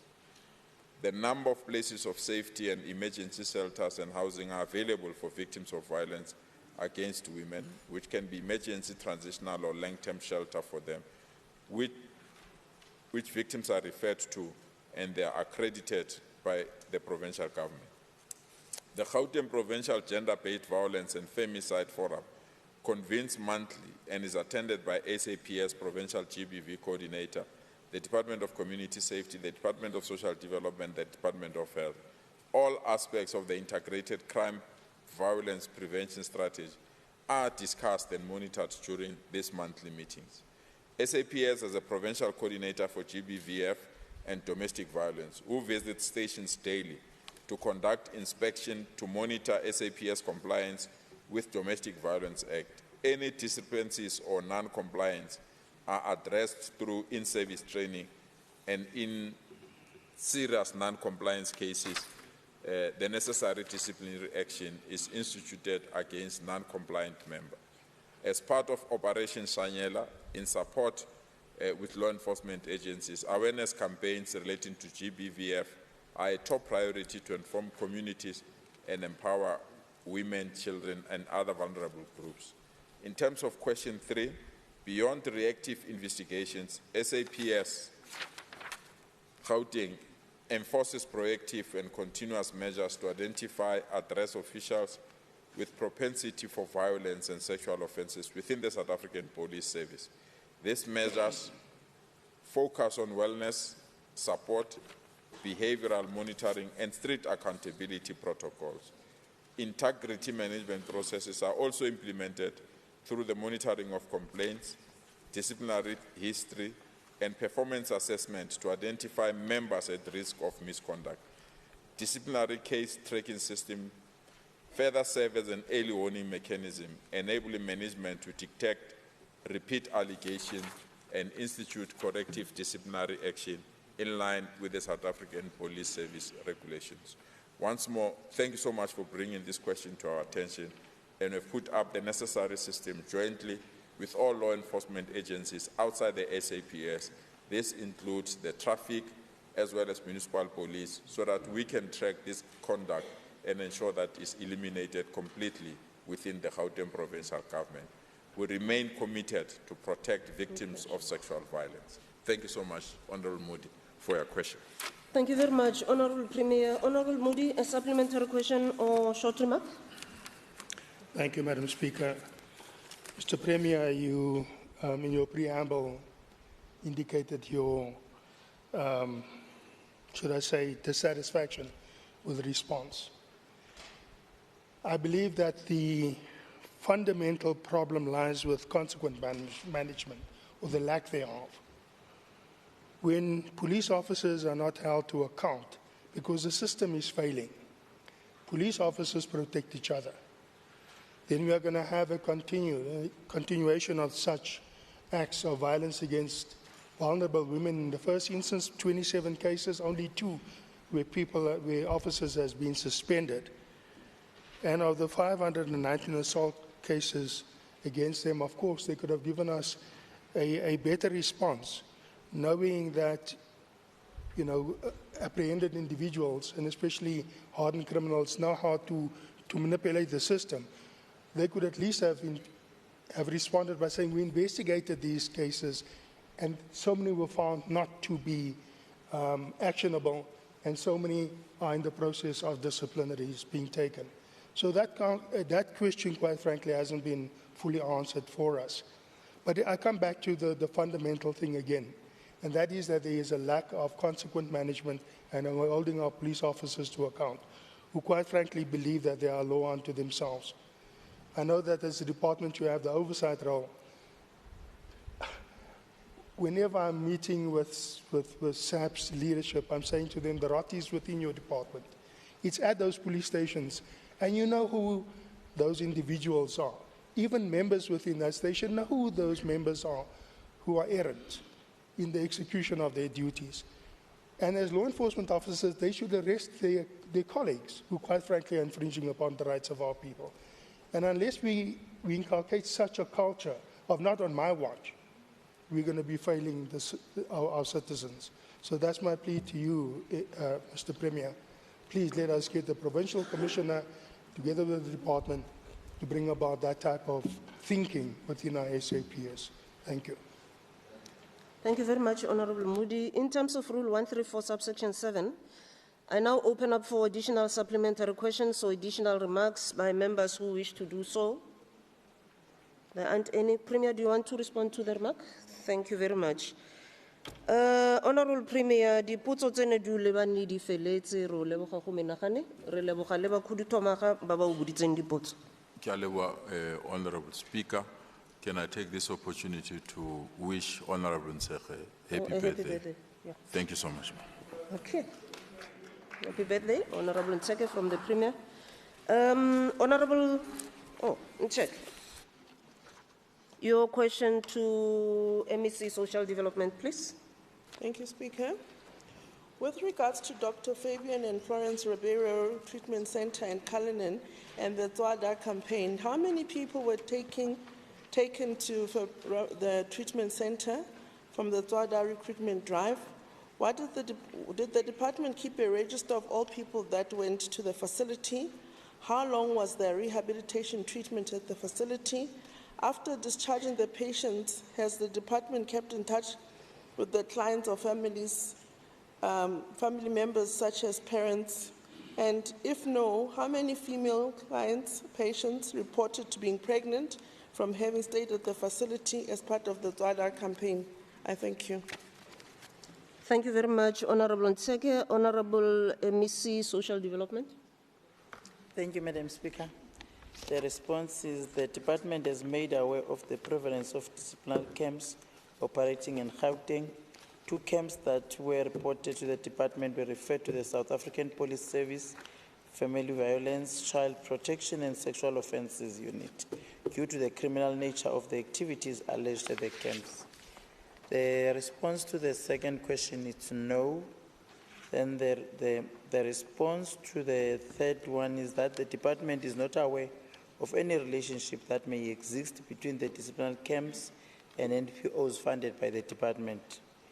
The response to the fourth question is that the department is made aware of the incidents and noting the criminal nature of the allegations, the matter was referred to the SAPS Family Violence, Child Protection and Sexual Offences Unit in Tshwane for further investigations. The response to the fourth question is that it must be noted that 2 children that drowned at the disciplinary camp is a matter within the Northwest jurisdiction where the department does not have a case number for such. However, the case number for the investigation into the Trim Hub camp located in Gauteng. Rule 89. I think MEC is responding to a different question from the one I've asked. Through your if I hear the responses, there's nothing to do with FNF. Yeah, that's She's what I talking got about then. something else. Okay, let me try to assist you, MEC. The question is question 4, SD005. Yes, it's SD005 that I'm responding to, Madam Speaker. Okay. Please proceed.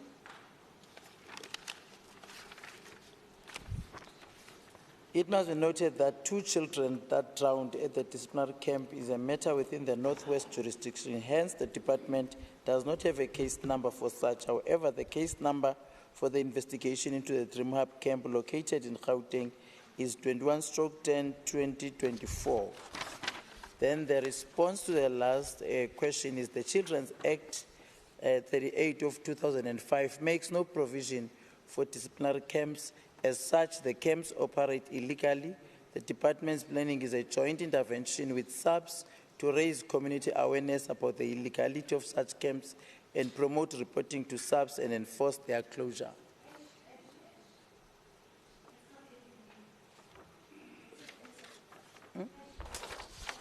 No, I'm done. But if it's not, I think I will have to look into the question because I thought it's the question that... Yeah, MEC, please address the chair. Ignore the member. The question is from Honorable Ntseke. No, MEC, please. The question, yeah. You address the speaker. So from your response, I also get a sense that the response is not actually talking to the question. Can we just leave it in abeyance for now so that we sort that matter? Honorable Ntseke, are you happy with that? Yes. I'll do that. Yeah, okay. Thank you. I'll ask the front desk to look into it. Okay. Yeah, thank you. Madam Speaker, it's Member Abrams. I would just like to say thank you to the MEC because those were actually questions that I've asked just before we went into recess. So now I've got a clear, it was my question that was served just before recess. But thank you very much. Now I've got answers on the questions I've raised. Okay. Okay, no, it's fine. Honourable members, I'll ask the front desk to address the matter. And Honorable Chake, if there's a need, I'll insist that you get the written responses to your question, as per the rules book. Right, now, honorable members, we move to Honorable Chabalala, who is directing his question to MEC for cocktail. Your time, please, Ntete.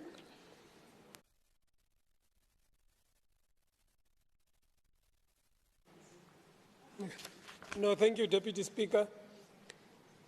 With regards to Informal and Honorable refuse collection, Honorable Chabalala. sorry, Speaker, sorry. My apologies. Thank you, Madam Speaker. With regards to Informal and refuse collection, could the MEC please indicate, has the municipality contracted private refuse collection service providers in the past 5 financial years? How much has been paid to service providers per financial year? What is the total amount paid to all refuse collection contractors over the past 5 financial years? Has overtime been paid to refuse collection and waste management department in the past 5 financial years? Yes. And if yes, what is the total amount paid in overtime per financial year, including the cumulative total over the 5-year period? Thank you. Thank you very much, Honorable Chabalala. Honorable MEC Mamabul.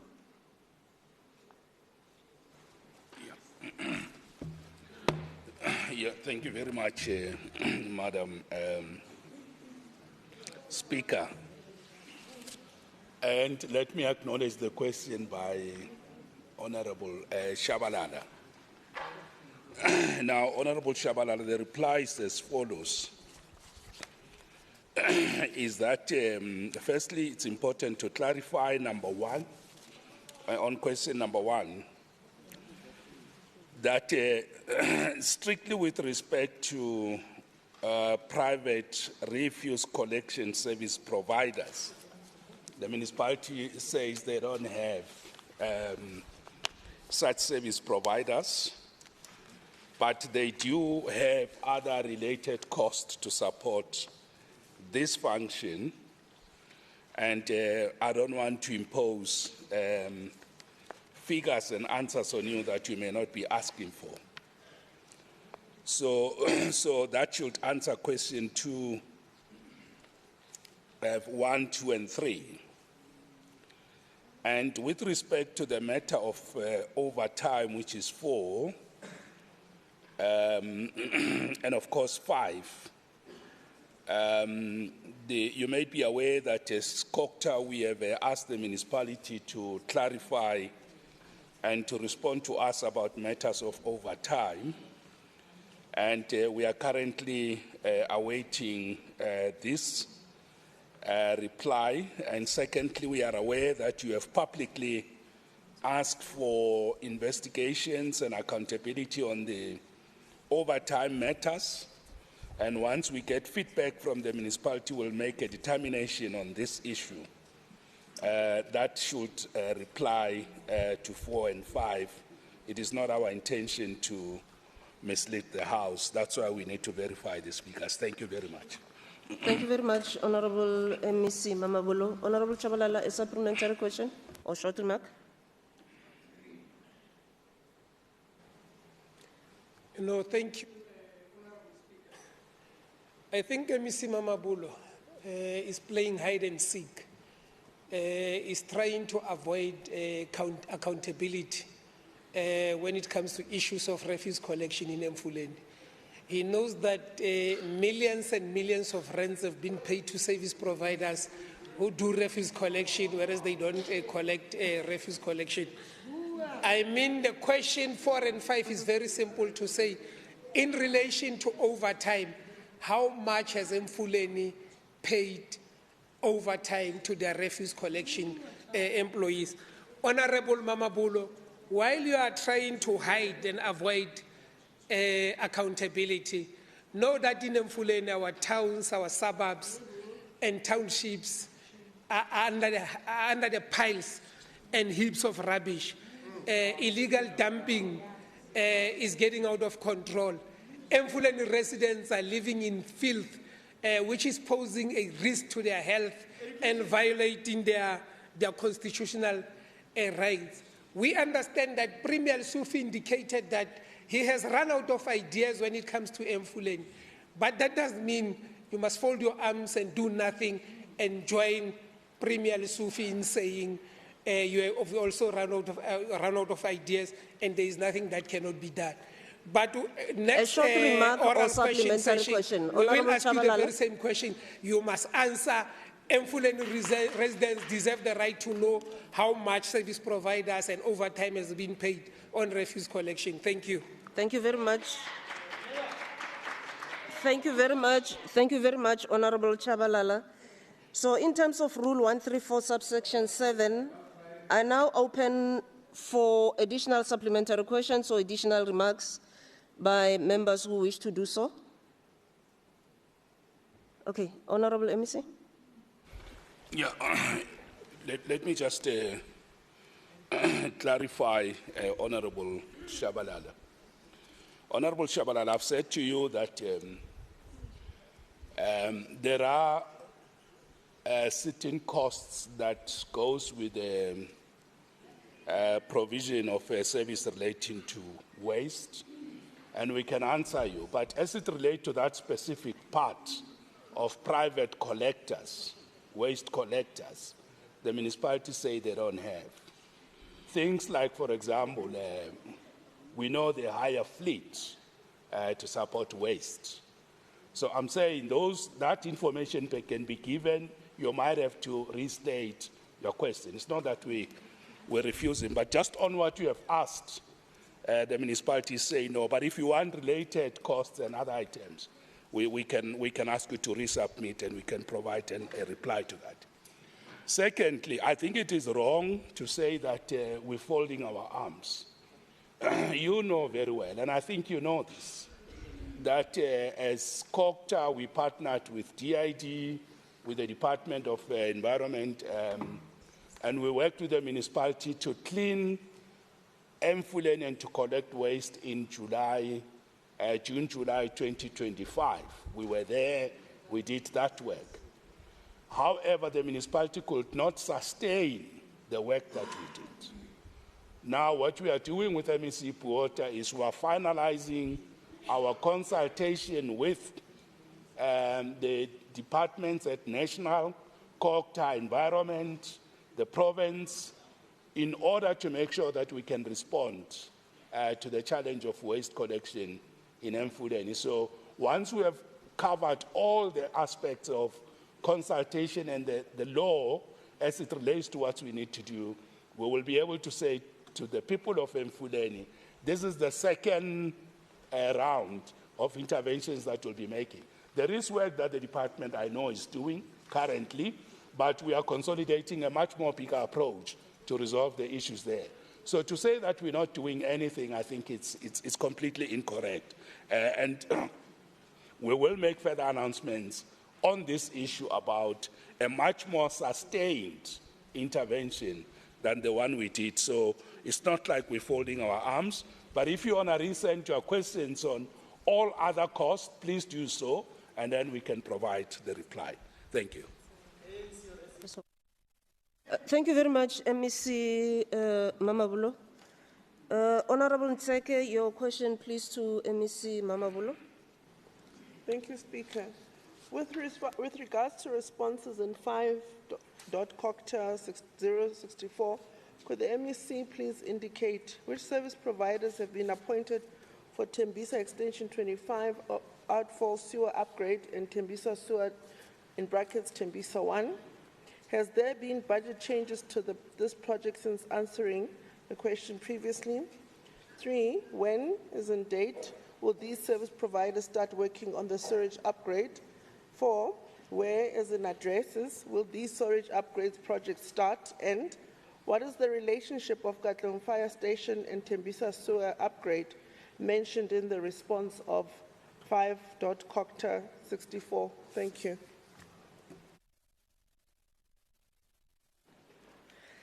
Okay, thank you very much, Honourable Ntseke. MEC? Yes, thank you very much, Honourable Ntseke. I hope I heard well that it's your birthday. Happy birthday to you. How old are you now? The reply to the first part of your question about service providers that have been appointed for the Tembisa X25 outfall sewer upgrade and Tembisa sewer, Tembisa 1. For X25, the consulting company's name is called KTN Consulting Engineers and Project Managers Pty Ltd. KTN Consulting, the reply will come to you. And then the contractor is called Imvuno Enhle Holdings Pty Ltd. And then for Tembisa Sewer 1, the service provider is consultant is Notule Solutions, and then the contractor is called MLK Engineering and Consulting. MLK Engineering and Consulting. Now, the second part is, has there been budget changes to this project since? The other reply, the answer is yes, it seems there has been, because from 2024 to 2025 financial year to 2028, so there's an adjustment in the budget of about 10 million additional, and then of course the revised amount will go to 47.5 million. That is from the original amount of 37.5 million. So there is a 10 million variation there, and then of course the second part, there is a 5 million reduction. The initial amount was 50 million, and then now it's 45 million. So there is a change. So the principle is that yes, there's a change in the budget, and I've given you the figures. Now the other one is when will this service provider start working? The construction for Tembisa X25, you might be aware they say it started on the 17th October 2025, so they say it has started, the construction. And then for Tembisa Sewer 1 started on the 30th of October 2025. Now, you are asking about the addresses. They've also attached the locations, but the area is Tembisa View in Tembisa, and that can be accessed through Pasha Drive, I guess that's the street, and they've provided the location. Then the second one is that the area can be accessed via Herbert Olifantsfontein wastewater treatment plant, and they've also provided the location. The last part of your question is about what is the relationship of Katlehong Fire Station and Tembisa sewer upgrade. So there's no relationship between the two projects, and that the response to COCTA 64 was apparently they've got an issue with that, but they're saying there's no relationship. Thank you very much. Thank you. Thank you very much. MEC, Honorable Cheke, a supplementary question or short remark? Thanks, Speaker. No, thanks, Madam Honorable. I think I was confused because I was asking about Tembisa storage in COCTA 64, and somehow Katlehong Fire Station came in, and I didn't understand the relevance, why my response would talk about Katlehong Fire Station when I'm asking about storage in Tembisa. So I think I needed that clarity, but for the rest of your responses, I appreciate. I'll visit those sites, and I'll be back. Thank you. Honorable members, in terms of Rule 134, subsection 7, I now open up for additional supplementary questions or additional remarks by members who wish to do so. Let me see, there are none. You can respond.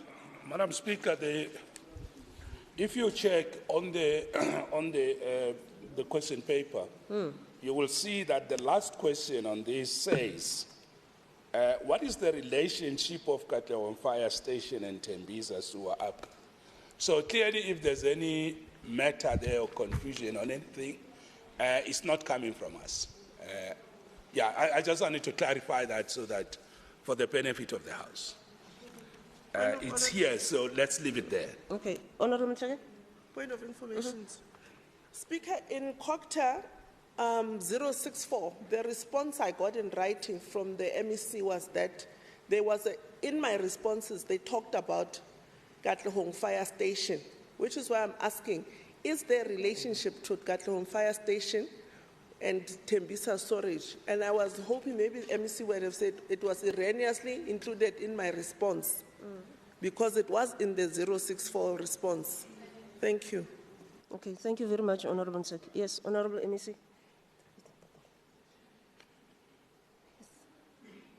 MEC? You're okay? Oh, okay. Thank you very much. Now, honorable members, I just want to explain something to you now and ask for the indulgence of several of you. Honorable Engelbrecht, question 18 is Honorable Moody, and 22 is Honorable Mfigo. I just got information now that Honorable Ramukhopa has got an emergency. She will be responding to the questions, but she asked that she'll be the last MEC to respond to questions, meaning that her questions are going to be posed to her after question number 30 by Honorable Skosana to Human Settlements. I am begging for your indulgence, members, so that thank you very much. Honorable Mfigo, are you agreeable? Then it means we are now going to you again, Honorable Ncheke, on to Honorable MEC for Social Development. Thank you, Speaker. With regards to NPO funding during the 2026-2027 financial year, could MEC please indicate how many NPOs applied for funding, how many NPOs will be funded this financial year, how many have signed SLAs or service level agreements by the end of March 2026? How many service level agreements have not yet been signed, and why have they not been signed yet? Thank you. Yeah, MEC Ralohoko stepped out, and I think she didn't know about the moving of the two questions. So again, we'll have to put that in abeyance until she gets back. Honorable Mazibuko is here. So, Honorable Hickling, your question, please, to MEC for Health and Wellness. Madam Speaker, can I just go back to your question? Yes. Can we get clarity? Is the MEC returning and will respond yes, in due she will. course? She is returning. I see. Remember, I moved two questions ahead of this question. Thank so you. Maybe she had just stepped out, but she will respond to the question. MEC, sorry, Mazibuko. Huh? Oh, yeah, and I saw what's going on.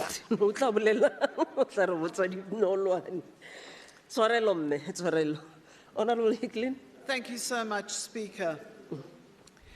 On the 5th of April, across all social media platforms, the post about Nandi Mindingi made headlines. He was unconscious, a 15-year-old child with meningitis who was treated in a general adult medical ward at Tembisa Hospital because there were insufficient ICU beds in the hospital. Please, MEC, can you explain, 1, how many adult ICU beds are there at Tembisa Hospital? 2, how many pediatric ICU beds are there at Tembisa Hospital? 3, what was done to address the condition of Nandi as reports indicated he was deteriorating daily? 4, how grave is the nursing staff shortage at Tembisa Hospital, including the effect on patient care across the board? And 5, meningitis is a highly contagious illness. Why was Nandi not placed in isolation? I thank you. Honorable Hicklin, Honorable MEC. Thank you very much, Honorable Speaker. And the question, as it is being posed by Honorable Member, is that in responding to how many adult ICU beds are there at Tembisa Hospital, the response is there are only 10 ICU beds. In responding to question number 2, how many are there for the pediatric unit? Tembisa Hospital has only 4 pediatric ICU beds, and Honorable Member Nande Maning is 15-year-old, so he is no longer a baby. Yena Mncane is a teenager. In responding to question number 3, what has been done to address the condition of Nande? The patient received specialized multidisciplinary care since admission on the 31st of March. His condition was improving from an initial state of that he was in.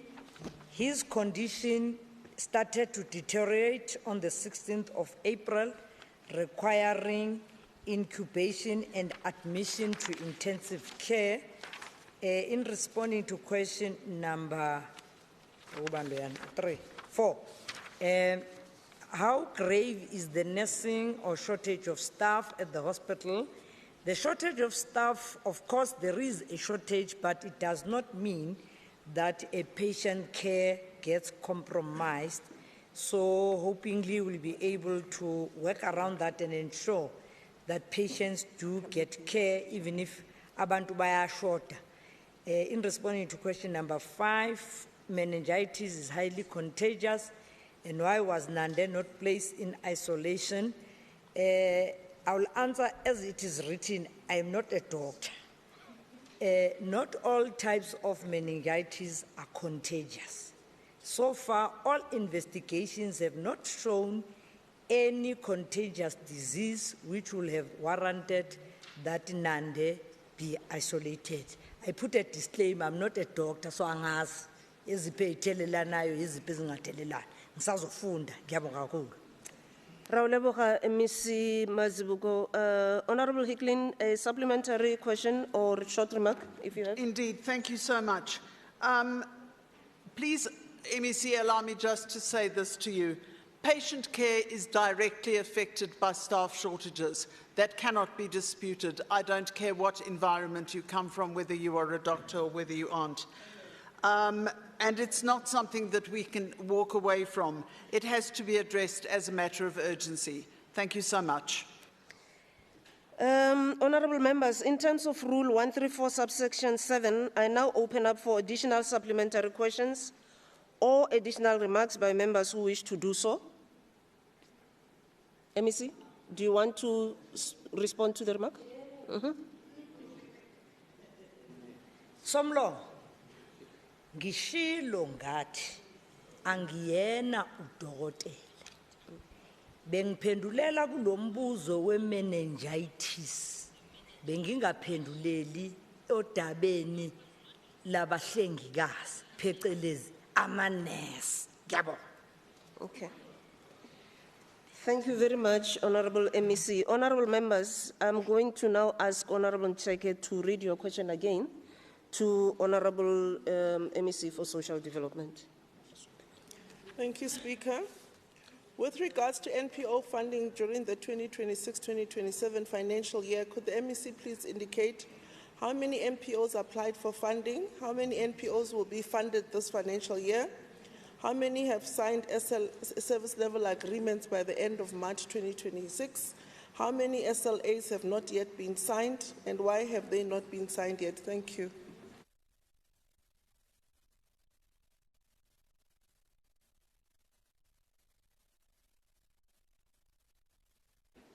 Dumelang. Honorable MEC, Kwena Araba, it's you. It's a question directed to you. Yeah, I'm also trying to get my head around the questions and the answers. Sure. The response to question 1, this NPOs, the response to question 1 is that we have 45 registered facilities in Ekurhuleni. That's what you want, isn't it? Move on. These NPOs, I have a list of NPOs.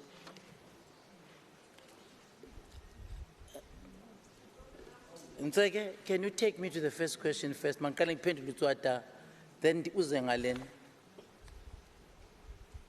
Yeah, read the question. Because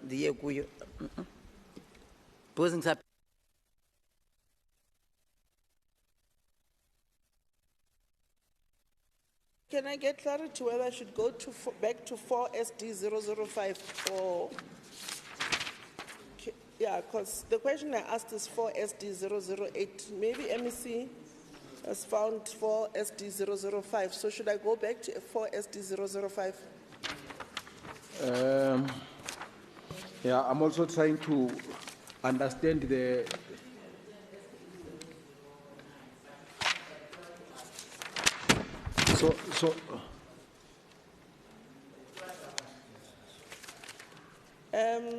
So which one are you ready to answer, MEC?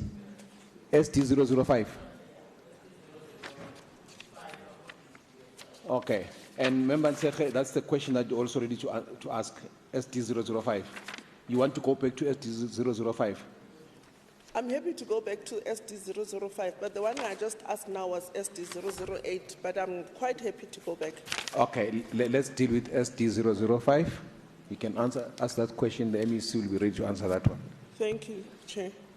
With regards to Dr. Fabian and Florence Ribeiro Treatment Center in Cullinan and the Zwada campaign, how many people were taken to the facility in Cullinan from the Zwada recruitment drive? Did the department keep a register of all the people that went to the facility? How long was their rehabilitation treatment at the facility? After discharging the patients, has the department kept in touch with the clients or their families, such as parents? And if no, how many female clients or patients reported being pregnant from having stayed at the facility as part of the Zwada campaign? Thank you, Chair. Thank you, Honorable Nsekhe. MEC.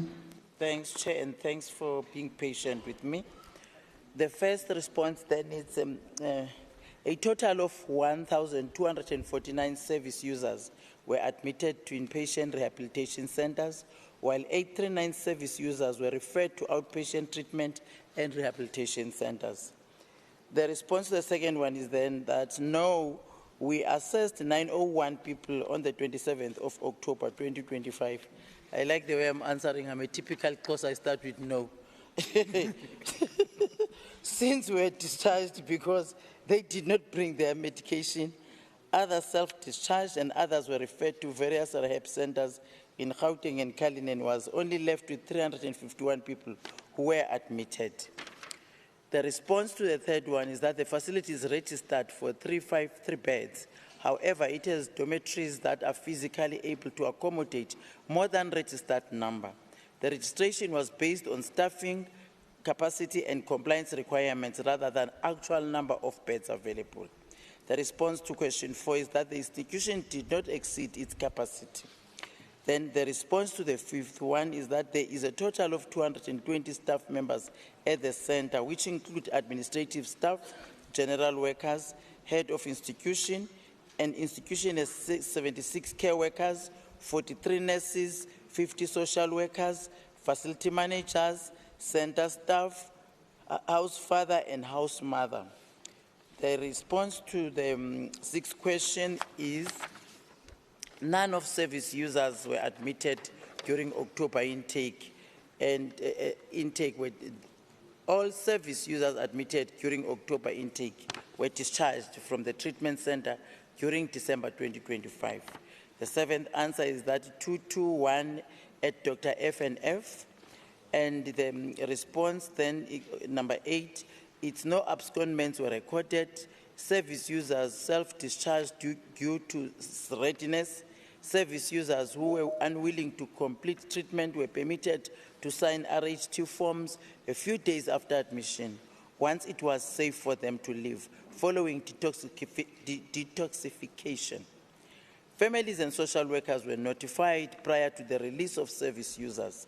Other service users were discharged prematurely due to concurring medical conditions that required external medical management plans. A response to the ninth question is yes, a risk assessment was conducted and a risk management plan was developed as part of the project plan. The last question, it's yes, The Tswada campaign will form part of the department's 2025-26 annual report, and the report has been consolidated. I hope I've answered you, Mayor Ntseke. Thank you.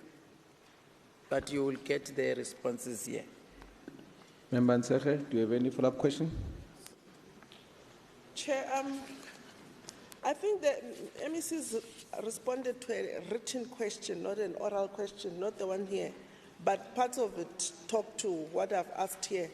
But I think I'm fine. What I do want to say to MEC, from the 839, is that part of the 1249? Then lastly, I just want to say, last week we visited the facility as the portfolio committee. It's worrying that you took in 353 because the concern they were raising is the staff shortages. So if you've gone over the 150, which they have the capacity for in terms of staff, then it means about 200 patients. The ratio was not right in terms of administering treatment. But thanks for your response. MEC, do you want to make a response? I will definitely look into that in Ntseke because I think this week I will be going there to check some of the issues that you have raised and try to correct them so that the ratio, it becomes the exact ratio that is expected. And if there is a need for us to capacitate the institution, we will need to definitely do that. Thank you. And I think she can go to the second one, Emma, NPOs. I'm getting second, don't worry. Right. You can ask the next question, Member Ntseke. Thank you, Chair. With regards to NPO funding during the 2026-27 financial year, could the MEC please indicate how many MPOs applied for funding, how many MPOs will be funded this financial year, how many have signed SLAs by the end of March 2026, how many SLAs have not yet signed and have not yet been signed, and why have they not been signed yet? Thank you.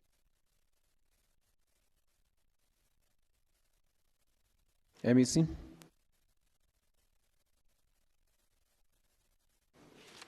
Ntseke, I have a list of NPOs that have been funded, but the list is not complete as you want it to be done. And I want to ask for permission to you to go back and get all the list of the NPOs that have been funded.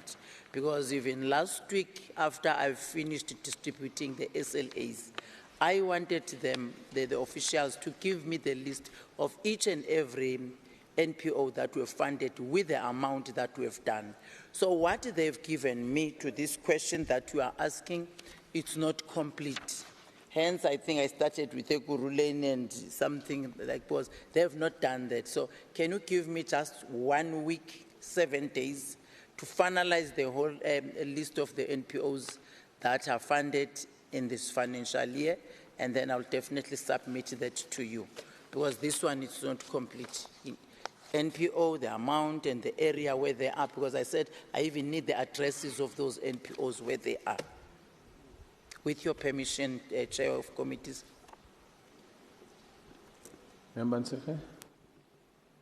Chair, I'm happy for the MEC to do that. I do want to beg, I'm literally on my knees for MPOs. We cannot be end of April and MPOs have not signed SLAs. MPOs have not been funded. We know what happens when the funding is not coming. They can't hire social workers because they're scared they're not allowed to back pay social workers. So I'm begging on their behalf, please fast track the SLA signing and ensure that our NPOs can serve our people, because already some NPOs have been saying if we don't get money by end of April, we're going to close doors, and then we know what that means. So I'm begging. That's all, but thank you. I'll take the response when you send it. Thank you, MEC. MEC? I've asked all of them to, once their documents are completed, they must immediately transfer their monies. I know last week, Friday, I was told that already those that have signed, starting from Tshwane, they've already received their money from their accounts. Then I said they must provide me then with the details of those that are still pending. The last ones definitely will be Ekurhuleni, because that was the last region that we signed the SLAs. But I've even delegated the teams to go to them and assist them so that when they sign, they know what they are signing for and be able to get their monies on time. We said by end of this month, which is ending this week, everybody must or have his or her money in the bank account. They even said, they call it's a dry season. I said, that must be it's going to be the end of the dry season now, because their money must be in their accounts based on those that have received the SLA. So I promise you, we will definitely provide you with the information of all of them that have received their monies. Thank you. Thank you, MEC. Member Hicklin, it's now an opportunity to ask a question on HL009. Am I correct? Correct. Thank you so much, Deputy Speaker. Deputy Chair. Yeah, you can continue. Edenvale Hospital has reportedly had regular stock-outs of medication. Recently, a mother took her 5-year-old child to the hospital with severe stomach pains. After being in the casualty department for hours, a nurse drew blood and the child was discharged without a diagnosis or any medication at all. The child was taken home by the mother, and the mother was up all night dealing with a screaming child in severe agony. A nurse confided in the mother that there was no medication to give the child, and that was the reason the child was discharged. Please answer. 1. How long have essential medicines been unavailable in Edenvale Hospital? 2. Is the lack of essential medication in many of our hospitals the result of austerity measures in the GDOH and the fact that the GDOH has no money left in its budget? 3, if the answer to B is yes, what emergency measures were put in place to address this critical problem? 4, if the answer to B is no, please provide an alternative reason as to why patients, especially 5-year-old children, are being discharged without treatment or medication. Thank you. MEC Mazibuko. No, thank you very much, House Chair. In responding to the question from Honourable Member about the essential medication that it is alleged it was unavailable, the response is that the essential medications has never been short of supply at Edenvale Regional Hospital. And pharmacy records and stock verification show that essential medications have been sufficiently stocked up, and that in accordance with standard operation procedure, substitute medications have been available after hours. In responding to question B, is the lack of essential medication in many of hospitals the result of austerity measures? Unfortunately, the district of the hospitals within Johannesburg district do not have any lack of necessary medical supplies, even if there is austerity measures. But remember, we do have a medical depot that takes care of that. To answer C, if the answer B is yes, it means the answer, it won't be applicable. In responding to question number D, if B is no answer, please provide alternative reasons as to why patients, especially a 5-year-old, are being discharged without treatment. We have checked within the records, Honourable Member, unless you are also able to assist us in tracking the patient, but from the records, they indicate that there was no patient that was discharged without medication from that hospital, including at Edenvale or specifically at Edenvale Regional Hospital. Thank you very much, Honourable House Chair. Member Hicklin, any follow-up question? Thank you so much, House Chair. I will definitely get the name for you, and there was a child who was discharged with no medication. Thank you so much.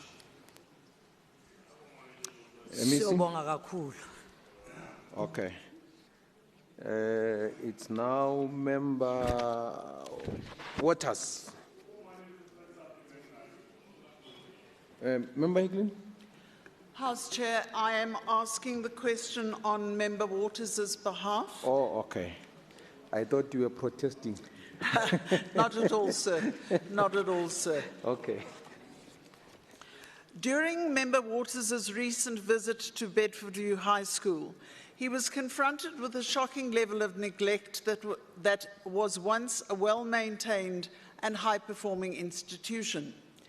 Basic infrastructure had visibly deteriorated, with facilities falling into disrepair and sections of the school no longer being properly maintained or usable.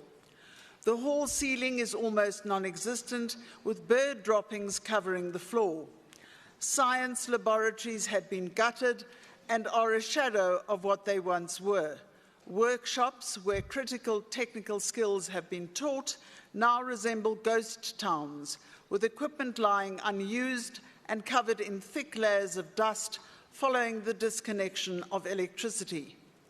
This is no longer a functional technical school offering opportunities to young people. It is a cemetery where opportunities go to die. Will the MEC kindly explain, 1, how his department has allowed Bedfordview High School to deteriorate to this extent? 2, when the department was first made aware of the school's electricity being disconnected? And 3, what steps have been taken to restore electricity supply and rehabilitate the school's infrastructure? Thank you, sir. MEC Maile.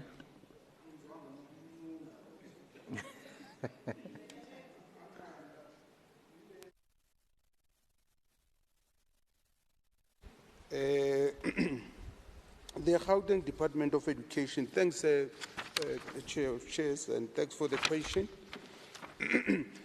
The Gauteng Department of Education acknowledges the challenges currently experienced at Bedfordview High with regard to infrastructure condition. The refurbishment and major maintenance works at the school forms part of infrastructure projects assigned to the Gauteng Department of Infrastructure Development, which serves as the implementing agents for such capital and large-scale maintenance projects. With regard to infrastructure rehabilitation, a job card addressing building-related defects, including falling ceilings and required roof repairs, has been submitted through the approved maintenance system and is awaiting the necessary approvals for implementation. The department will continue to monitor the situation and work with the implementing agents to ensure that priority infrastructure needs are addressed. On question 2, the department became aware around August-September 2023 that the school was going to be disconnected in September 2023 with an outstanding amount of 1 million plus. The department has ensured that all funds allocated for the purpose of paying the municipality is transferred fully and timelessly to the bank accounts of the school in accordance with the norms and standards for schools funding. Section 36 of SASSA provides for the school governing body to take reasonable measures to supplement funds received from the department. The school currently is in areas of 6.8 million with the city of, it says Egurulene, I thought it would use here, Johannesburg. Several attempts have been made with the school through the district in trying to mitigate the disconnected electricity without any success. The school was even advised to enter into a payment arrangement with the municipality, which they did and failed to honor. The department sent correspondence to the school governing body due to the areas incurred. What steps have been taken to restore electricity? That's question 3. On the 18th October 2023, the HOD released a memo to advise schools on the utilization of the school fund to reprioritize budget items to accommodate municipal payments. Furthermore, the department issued an additional memo on the 5th June 2025 informing the school of the reinstatement of functions and the assumption of responsibility for the municipal payment. This memo was meant for the school governing body to review and reprioritize their budget to ensure all school activities are covered, including payment of municipal services, and still we published the Circular 7 of 2025 on 19 November 2025 to provide instruction on the management of municipal accounts, disputes, and prevention of service disconnections, where it clearly stipulates that regardless of the dispute lodged, the school is liable to pay for current consumption while investigations are underway. The Gauteng Department of Education has undertaken the following interventions: conducted an assessment of the school's electricity supply challenges and financial arrangements, engaged the school governing body to ensure compliance with its contractual and financial obligations to the relevant municipality regarding electricity services, and continue monitoring and oversight to support a sustainable resolution. The department has taken note of the interim measures implemented at school level, including the installation of solar panels in selected areas of the school. However, due to the size of the school and the scope of electricity demand, the current solar installation does not provide full coverage of the premises. The department's maintenance unit is initiating a job cut process to assess the feasibility of deploying a backup generator to support essential school operations, subject to cost considerations and approval given the high operational and fuel costs associated with generators. Thank you very much. Member Hicklin, do you have any supplementary question? None. Thank you. You may then ask the next question on behalf of Member Waters. I imagine that he has also given you this one. I will do. Thank you so much, Chair. Okay. This is also for the education. Regarding the Auditor General raising concerns on schools in Gauteng operating in unsafe infrastructure and the department's failure to ensure that school facilities are properly maintained and fit for purpose, can the MEC please explain what concerns were raised by the AG in this regard, how learners are allowed to attend schools that are unsafe and in a state of disrepair, and thirdly, what immediate steps will be taken to ensure that all schools provide a safe and a functional learning environment? Thank you, House Chair. MEC. Thank you very much, Deputy Chair of Chairs, and thanks for the question. The answer to the question is that the Auditor General of South Africa, through the 2024-2025 PFMA audit, raised several concerns relating to the safety, condition, and maintenance of public school infrastructure in Gauteng. These concerns include inadequate classroom conditions, including poor lighting and malfunctioning chalkboards, the presence of hazardous materials such as asbestos roofing in some school buildings, disruptions in electricity supply affecting access to water, sanitation, and general school operations, fire and electrical safety risks, including uninspected or inaccessible fire extinguishers and insufficient electrical outlets, weak emergency preparedness with evacuation plans either unavailable or not readily accessible, general maintenance of deficiencies including broken doors and locks, damaged ceilings and floors, unsafe windows, mold due to weather-related damage, lack of adequate external lighting and unsafe parking areas, inadequate water and sanitation facilities, including untested borehole water and non-functional ablution facilities, the absence of emergency backup systems for power and water supply in certain schools. These findings highlight systematic challenges in maintaining school infrastructure at acceptable safety and functionality standards. Answer to question 3, the condition of school infrastructure across the province is not static and may fluctuate over time due to a range of factors. These include ongoing repairs undertaken by the department, maintenance conducted by individual schools, intervention by donor agencies, as well as new or repeat damage arising from vandalism, adverse weather conditions, general wear and tear, and the natural aging of facilities. It must further be acknowledged that the department faces structural underfunding in respect of infrastructure maintenance and renewal. The Gauteng Department of Education is responsible for a portfolio of 2,218 active public schools. International and national infrastructure management norms indicates that effective maintenance requires between 2 and 4% of a facility's replacement value annually.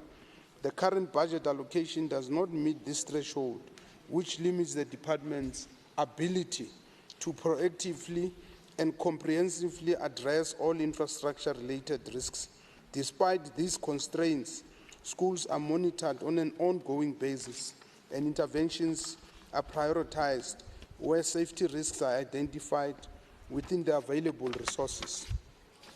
Answer to question 3 is that the department recognizes the seriousness of the challenges associated with aging infrastructure, vandalism, repeat damages, and general wear and tear across school facilities, while resource limitations remain significant constraint. The department continues to implement the following immediate and ongoing measures: prioritization of repairs and maintenance at schools where safety risks to learners and staff have been identified, implementation of routine condition assessments to identify urgent infrastructure defects, engagement with schools to strengthen preventative maintenance and asset care practices, collaboration with other spheres of government and external stakeholders where possible to support infrastructure interventions, and continued engagement with provincial treasury to motivate for increased and sustainable funding for school infrastructure maintenance and renewal. The department remains committed to progressively improving the safety and functionality of school environments, recognizing that long-term sustainability is dependent on adequate and stable financial support. Thank you. Thank you, MEC. Covered. Let's move to the next question. Member. Is there? Officer, can I just? Okay. I want to. Member Lutolo. No. I wanted to rise on Rule 1. I think Rule 133, subsection 2, just to caution the House. I'm looking at where we are. We're only around the question 9. And we've got rules. Rules are there to govern the manner and style in how we do things. Unless if we are saying we want to suspend those rules, there must be that declaration. It says that we can't exceed 60 minutes. You know? So maybe just on the supplementary issues, we need to be very careful. I'm not suggesting that we abandon, but let's manage, because even when you go on the restrictions, Rule 134, it's your discretion. You know, I know the speaker, but you are the presiding officer now. You can apply yourself, and I really want your indulgence on that. Otherwise, you know. If you had noticed, I've deliberately avoided calling for supplementary in terms of Rule 1347. Yeah, you are doing very good, but so you can see where we are. We may just want to limit and then hold in abeyance other questions. Yeah. Thank you so much. It has been now a norm that we try and finish all questions unless the Chief Whips have agreed otherwise for whatever reason. Chief Whip, can you give guidance on what has been the agreement with other Chief Whips? No, thank you very much, Deputy Chair of Chairs, and also the input that the Advocate Letswala is making. Maybe can I ask that the party leaders, if we can just meet for 1 minute, just to discuss this. We know that in terms of No, it's fine. Let's grant you. Can you call order, please? Yeah. Let's grant you that caucus. In the meantime, we'll take the question. Yeah, Member Diacher, you can ask your question while the Chief Whips are consulting. Thank you, Deputy Chair of Chairs. In March 2025, concerns were raised about the waste collection crisis in Johannesburg. There were strikes, too much waste at landfill sites, and rubbish not being collected. Could the MEC please indicate, number one, has the government checked how illegal dumping and uncollected waste are affecting the environment, including the findings? Number two, what is being done to stop pollution from landfill sites that are full or closed? Number three, has waste caused pollution in rivers or streams? Number four, have there been more cases of diseases like cholera or typhoid in areas with uncollected waste? And number five, what is being done to protect people in informal settlements from health risks caused by waste? Thank you. MEC Botha. Thank you very much, Deputy Chair of Chairs. Thank you very much for the question, Honourable Diacha. At question one, as part of the review of the 5-year Gauteng Integrated Waste Management Plan, the Department has recently undertaken an extensive situational assessment of waste management in the province, including the issues of illegal dumping and uncollected waste and impact on the receiving environment.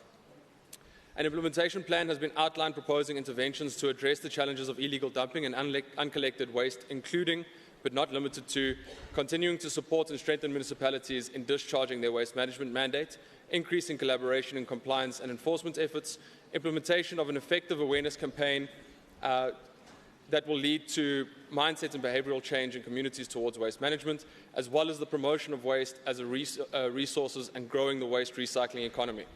At question two, the Department ensures that landfill operators, including private landfill owners and municipalities, apply and receive necessary approvals of their landfill closures and decommissioning licenses as per legislative requirements. The closure permits also require that the closed landfill sites are rehabilitated sustainably with an end-use plan.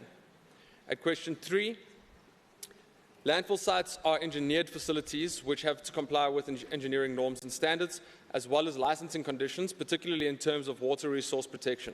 Part of the licensing conditions require annual water quality monitoring and generation of water quality monitoring reports for all its closed and operating landfill sites to test the quality of groundwater and surface water to determine compliance with general authorization permissible limits in terms of Section 39 of the National Water Act 1998.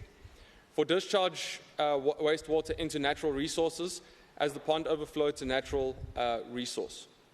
In addition, landfills have lachette ponds, evaporation ponds, to store lachette water and prevent contamination and pollution of streams or rivers. Lachette water is kept in the lachette ponds to prevent it from overflowing into streams and rivers, and it is treated accordingly.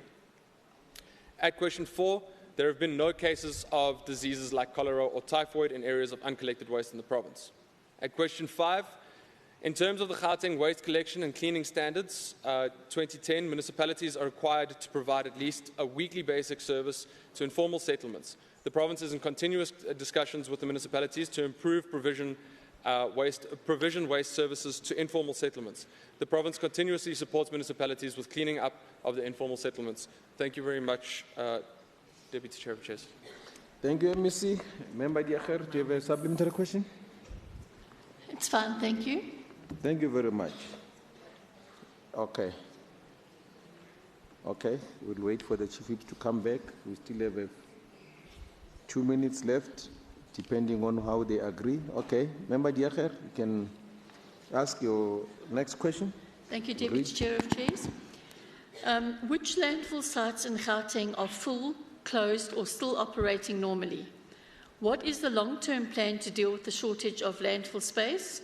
Number three, has the government taken action against the City of Johannesburg for poor waste management? Number four, what has the provincial government done so far to fix the waste collection backlog? And five, the last question, has Pick It Up returned to normal service, including timelines if it has not returned to normal service? Thank you very much. MEC. Thank you very much once again, Deputy Chair of Chairs. Thank you, Honourable Diacha, for the question. At question one, the City of Johannesburg has 6 landfill sites, 2 are closed, namely Kaya Sands and Lindbro Park landfill sites. 2 landfill sites, Marie-Louise and Ennerdale, are partially operating, only taking clean builders' rubble and soil for covering and maintenance purposes. No landfill operations taking place except for basic maintenance and cover using clean builders' rubble and soil. 2 landfill sites, Robinson Deep and Grootkopies, are fully operational and processing general waste daily. However, Grootkopies landfill site has an estimated remaining airspace of approximately 1 to 1.5 years. In light of this, the site will be required to transition through a regulated closure process, including the submission of an application for closure or decommissioning license in terms of applicable environmental legislation. This process will be overseen and monitored by the department. Administrative enforcement action has been taken in respect of Marie-Louise, Grootkopies and Robertson Deep landfill sites. Compliance notices were issued. However, due to non-adherence, the matter was escalated for further prosecution. A court conviction was subsequently secured in February 2025. The court further directed the City of Johannesburg to ring-fence an amount of 92 million to improve compliance and to ensure the proper operation and or rehabilitation of the affected landfill sites, namely Grootkopies, Marie-Louise and Robinson Deep, whether for continued operation where airspace remains or for closure and rehabilitation. While significant progress has been made in addressing compliance issues at these sites, there are still other non-compliances remaining outstanding that have yet to be addressed. The court order requires that the City of Johannesburg, including Pick It Up, achieve full compliance within a period of 5 years from the 2025-2026 municipal financial year, i.e. from 1 July 2025. At question 2, what is the long-term plan to deal with the shortage of landfill space? The City and Pick It Up has the landfill master plan that focuses on the following pillars to extend the lifespan of the current landfills: alternative waste treatment technologies and waste minimization programs. A, land acquisition, adjacent land acquisition next to the existing landfills to build new cells for disposal. Pieces of land have been bought for Robinson Deep and Ennerdale, and plans are underway to procure a piece of land at Marie-Louise landfill site. B, development of a new cell. 2 new cells are planned for Robinson Deep and together are projected to add more than 20 years. Currently awaiting record of decision for the first cell designed by the Department of Water and Sanitation. Construction is expected to start in 2026-2027 financial year. 1 cell is planned for Ennerdale with the expected lifespan of 12 years. 1 cell is planned for Marie-Louise with the expected lifespan of 15 years. Decommissioning of old shade ponds and repurpose it for disposal at Marie-Louise to build new ponds and decommission old ponds and use it for the disposal with an expected lifespan of 2 years. The relocation of entrance and offices at Ennerdale landfill sites, the use of the current entrance and offices for disposal and opening of new entrance on the newly bought piece of land on the northern side with an expected lifespan of 3 years. Alternative waste treatment technologies, these are the waste to energy initiatives. Plans are underway for waste to energy projects at Robinson Deep landfill sites, an incarcerator led by the EISD through P vehicles and is expected to come online by 2029-2030. Biodigester led by EISD to process green and food waste to produce biogas to power vehicles in line with green energy and climate change mitigation. Relaunch of waste minimization programs working with producer responsibilities, PROs, extended producer responsibility organizations, EPRs, and waste picker associations and waste pickers themselves and all other stakeholders. Sorting facility development to strengthen diversion and recycling initiatives at Robinson Deep, Lindbro Park and other landfill sites. The upgrade of garden sites into integrated waste management facilities to improve diversion performance. The use of private landfills on as and when required basis, particularly in the north of the city where we don't have functional landfills. Regional integrated waste management facilities to cater for City of Johannesburg, City of Ekurhuleni, and City of Tshwane led by the provincial government. This initiative is at feasibility study stage funded by the UK government. At question 3, has the government taken action against the City of Johannesburg? Yes, the department has taken both administrative and criminal enforcement action against the City of Johannesburg in relation to the deficiencies in waste management. The administrative enforcement measures were undertaken through the issuance of a Section 31L compliance notice and Section 28 directives in terms of the National Environmental Management Act in response to identified contraventions of environmental legislation, including non-compliances with waste management laws and non-compliance with the conditions of issued waste management licenses for landfill sites operations. In addition, criminal enforcement actions were instituted in respect of the 3 municipal waste disposal facilities, namely Marie-Louise, Grootkopies and Robertson Deep. The City of Johannesburg was found guilty on all counts and sentenced to pay a fine of 1.5 million rand, of which 300,000 rand was suspended for a period of 5 years on condition that no further environmental offences are committed during the period of suspension. Furthermore, the court ordered the city to ring-fence 90 million rand from its capital expenditure budget over a period of 60 months to support compliance and remedial measures at the affected sites. In addition to these enforcement actions, the department has implemented a program of enforcement operations aimed at combating illegal dumping and the burning of waste. While these enforcement efforts remain ongoing, the department has successfully leveraged intergovernmental support and stakeholder collaboration to address the complex and multifaceted nature of these unlawful activities. The department has been able to facilitate continuous rollout of enforcement joint operations with the aim of combating illegal dumping and burning of waste. This collaborative approach has been particularly focused on hotspot areas such as Kaya Sands in the City of Johannesburg. The unlawful activities identified within these areas extend beyond illegal waste management and include illegal recycling operations, land invasion, and informal settlement expansion, illegal connections to basic services, immigration-related challenges involving undocumented foreign nationals, and related criminal activities such as unlicensed trading operations. These are coordinated through robust intergovernmental relation efforts and collaborations involving joint operations with multiple law enforcement agencies and stakeholders, including engagement with the Office of the Premier, municipalities and their entities, CRUM and MMCs, municipal police departments and by-law enforcement units, SAPS, Gauteng Departments of Community Safety, the Departments of Forestry, Fisheries and the Environment, the Department of Home Affairs and the Department of Labour and Employment, and Private Security. At question 4.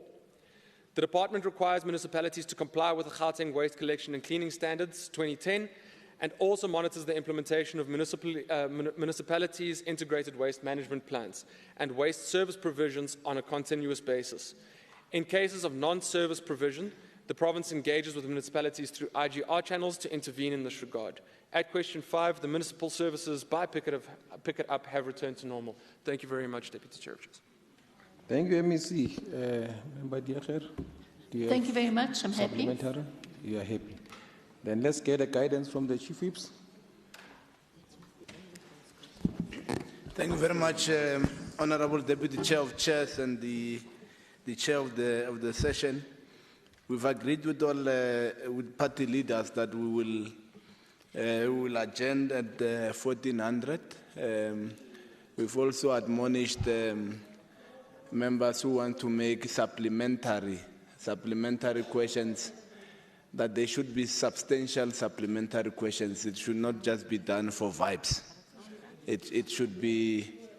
I know Honorable Mama Bolo, a member of the ANC in good standing, is not happy with this, but we'll carry on until we have a lot of questions and we don't want them to pile up. Thank you. Okay, we thank you, Chief Whips, for guidance. 2 o'clock is not that bad.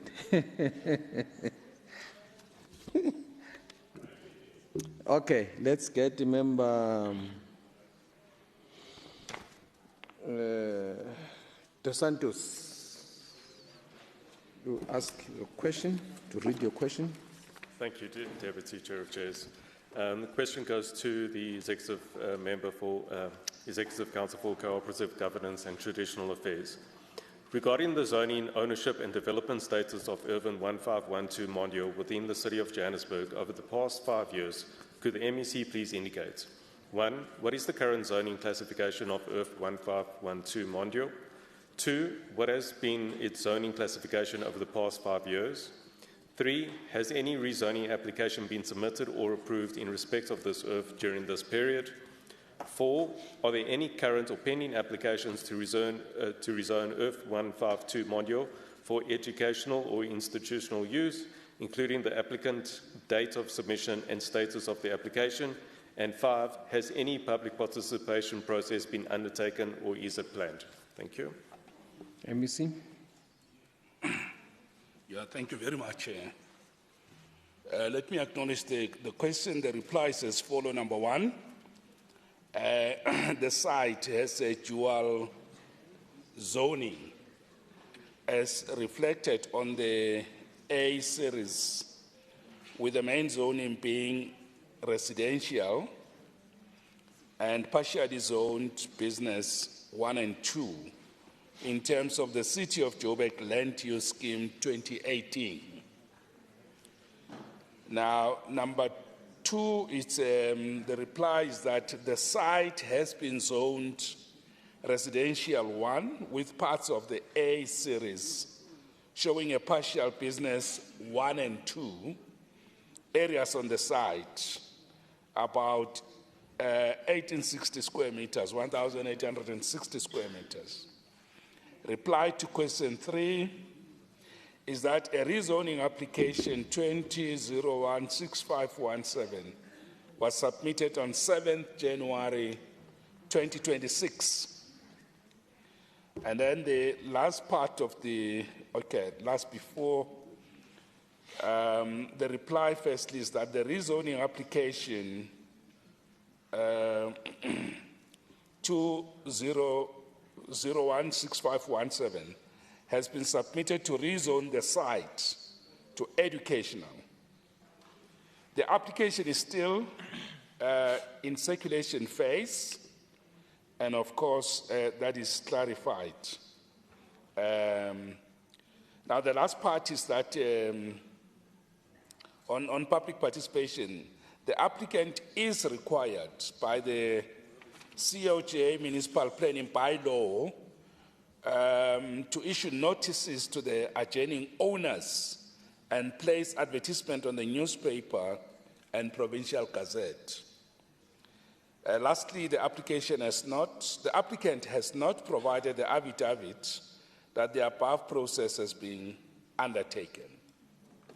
Thank you. Member Dos Santos, any substantive supplementary? Thank you very much. Thank you, MEC. Is there any indication when the applicant will submit those affidavits? MEC? Yeah, sorry, it is not indicated. It's just saying not yet, but I can find out and I'll talk to you offline. I'll do that. Thank you. Thank you. Member Matsibatela.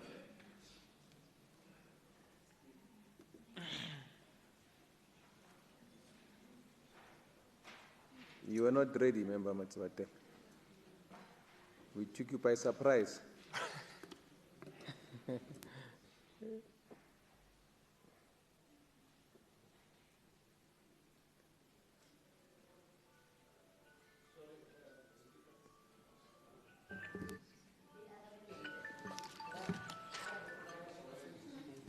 Thank you very much, Honourable Speaker.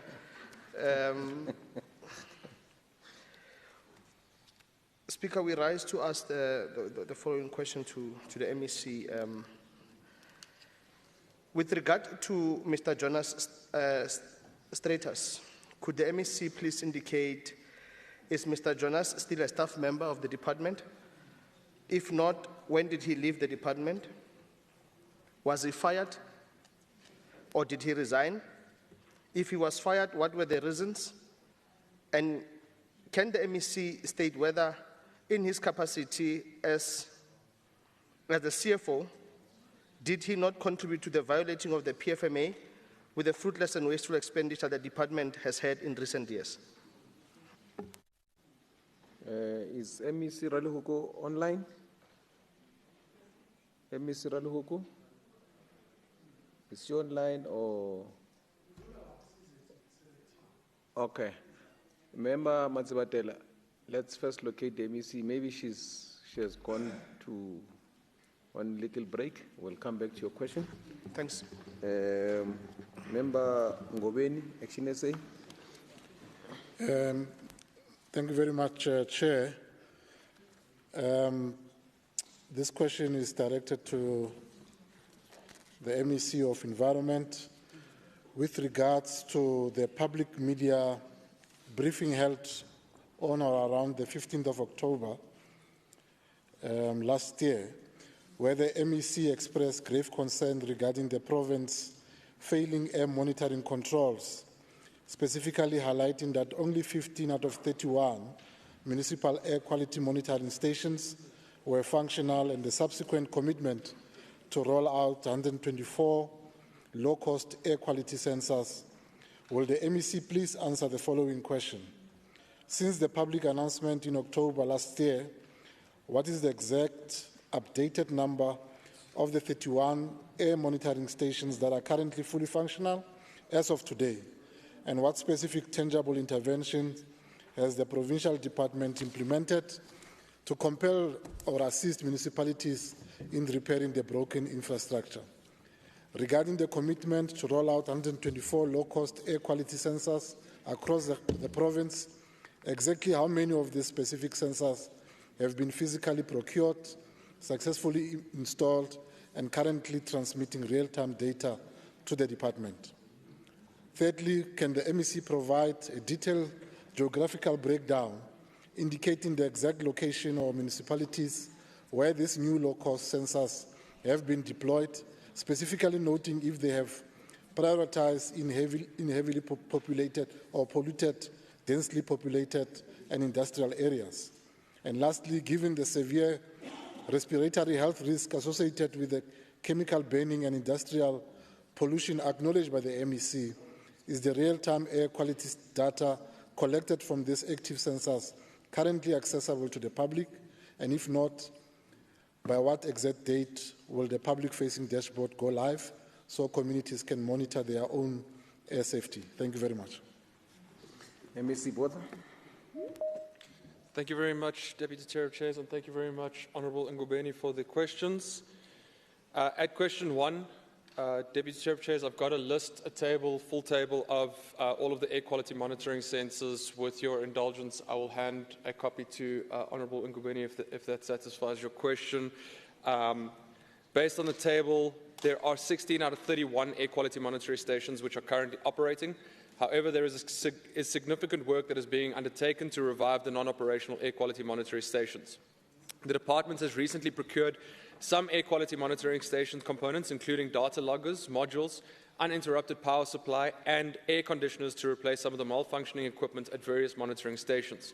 The equipment was delivered in March 2026 and will be installed in various stations in the coming months. The installation of the procured components will see a number of stations revived and increase the number of operational stations transmitting data to the South African air quality information systems. The department's intervention will focus on the West Rand and Sedibeng districts monitoring stations, as well as 5 non-operational stations under City of Tshwane Metropolitan Municipality. In addition, the City of Ekurhuleni has recently appointed a service provider under a mini-tender for the maintenance of the 8 out of 10 air quality monitoring stations. The other 2 stations are still to be relocated to safer locations since they encountered numerous theft and vandalism. The appointed service provider has already done the assessment to identify what needs to be prioritized for the stations to be operational. The work underway at the municipality will maximize the number of operational stations in the province. City of Johannesburg is in the process of procuring new shelter housing and the relocation to Delta Park Station to a safer location in Emmarantia, since it has suffered frequent theft and vandalism. Once the work is finalized, all the city's air quality monitoring stations will be operational. At question 2, 127 low-cost sensors have been installed since September 2025. Some of the sensors are currently transmitting real-time data to the supplier's low-cost sensors dashboards, which is accessible to the department and the municipalities. Other sensors are having challenges relating to poor network coverage. However, the service provider is currently working on resolving the connection issues. The Department of Environment, the Department of Forestry, Fisheries and the Environment, South African Weather Services and the service provider are currently working together on integrating the low-cost sensors into the South African air quality information system so the general public can have access to the real-time low-cost sensor data. The work is at an advanced stage. At question 3, I've got another table, Deputy Chair of Chairs, that I'm happy to hand over to Honourable Ngubeni. There are 127 sites, so I don't know if you'd like me to list them all now, but for the sake of time, I'm happy to hand over the information. This provides the exact geographical location of the low-cost sensors per municipality. Site identification and location were done with a particular focus on low-income and informal settlements in Gauteng province. The main purpose for the project is to measure pollution in vulnerable communities. However, some of the sites are likely to be changed due to the experienced poor network coverage, which resulted in some sensors not transmitting data to the dashboards. The service provider is currently working on identifying sensors with poor network for possible relocation or telecommunications service provider change. At question 4, all the low-cost sensors deployed have an application program interface or an API for hourly data, and that should be compatible with the South African air quality information systems. At the moment, the Departments of Forestry, Fisheries and the Environment, South African Weather Service, Clean Air Fund and the service provider are currently working on integrating the low-cost sensors into the South African air quality information system for public access in order for them to access real-time data. The exact date for the public to access the low-cost sensors data on the system is not yet known, but the work is at an advanced stage. Currently, real-time data is transmitted to the suppliers' dashboards, and the government officials were provided with the login credentials to access the dashboards. Thank you very much, Deputy Chair of Chairs. Thank you very much, Honourable Ngubeni. Thank you. Honourable Ngubeni, do you have a follow-up question? No supplementary? No. Thank you very much. You can ask your next question. You can read the next question. Thank you, Chair. This question is to the MEC of COCTA. MEC, with regard to the credit rating downgrade of the City of Johannesburg, the material uncertainty in its audit process and the city's failure to publish its annual financial statements, resulting in its suspension from trading by the JSE. The first question, what specific statutory oversight steps has the Department of COCTA taken, and within what time frames, to compel the city to finalize and publish its outstanding annual financial statements? Question 2, what consequence management action has the MEC directed against the municipal manager, the CFO, and any responsible political office bearers for this failure to comply with legislative obligations? And lastly, given the risk this crisis poses to the city's financial stability and its ability to fund infrastructure, what concrete measures is COCTA implementing to prevent further deterioration in service delivery in the City of Johannesburg? Thank you, Speaker. MEC. Yeah, thank you very much, Chair, and let me thank the honourable member for the question. Let me say to Honourable Ngobeni that you might be aware, and this is public knowledge now, that the city has finalized the audit and received a qualified opinion, and the audited financial statements will obviously be included in the annual report. So from where we stand, that matter, as you know, has been dealt with. So there's no need to compel the city to do anything as the matter is resolved. Now, with respect to number 2, 2 things are important there. And of course, this matter is very serious. And we also view it, it's deeply concerning. However, 2 points to note. One is that the city's council is actually within its powers, policy, rules, structures to deal with matters of consequence management. And to that extent, we believe that matter resides within the city if there's any challenge in what you call holding people responsible. And then the second issue on this is just to note that National Treasury exercises oversight on financial matters in the metros, working with provincial treasury.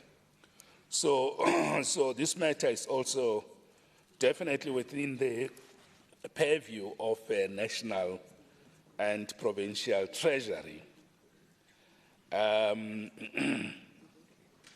And let me also say that we're quite confident that both national and provincial treasury should be able to deal with matters that may arise on this issue. But otherwise, the city's disciplinary structures and processes are competent to deal with this issue. And it's only when they fail to do that, to execute their functions in terms of accountability, consequence management, that we might have to then look into what you are saying. But at this point, the city has not exercised or failed to execute its mandate here. The last part, I just want to say to you that you may be aware that there are concrete measures that are being taken. Firstly, there is a presidential intervention in the city of Joburg, led by the President of the Republic. Secondly, as a province, and the Premier did say, I think answering one of the questions, talk about a province-wide turnaround strategy across all our municipalities, including the city of Joburg, where we have got a number of key performance indicators in municipalities that we are monitoring. And then also, as I've said, that national and provincial treasury also are working to improve good governance, financial management in the city. So there are multiple interventions, and I'll just plead with you that let's give all these interventions an opportunity. We're quite sure that they should be able to bring positive outcomes. Thank you. Any supplementary? Okay, thank you very much. We're now moving, because we are moving to the questions for Member Klebere to read. Member Klebere, please read your question. Yeah. Thank you very much, Deputy Chair of Chairs. Good afternoon to honorable members and the people of Gauteng. With reference to initiatives aimed at strengthening the creative economy in Gauteng, can the MEC answer the following? What programs have been implemented by the department to support artists, performers, and cultural practitioners?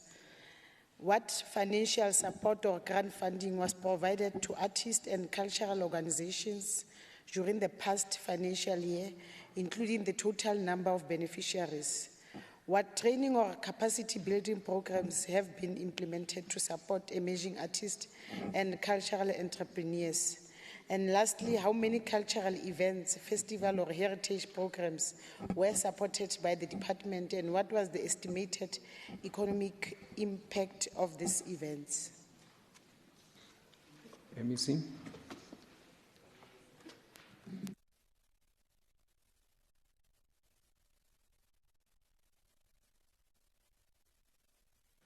It's SP003.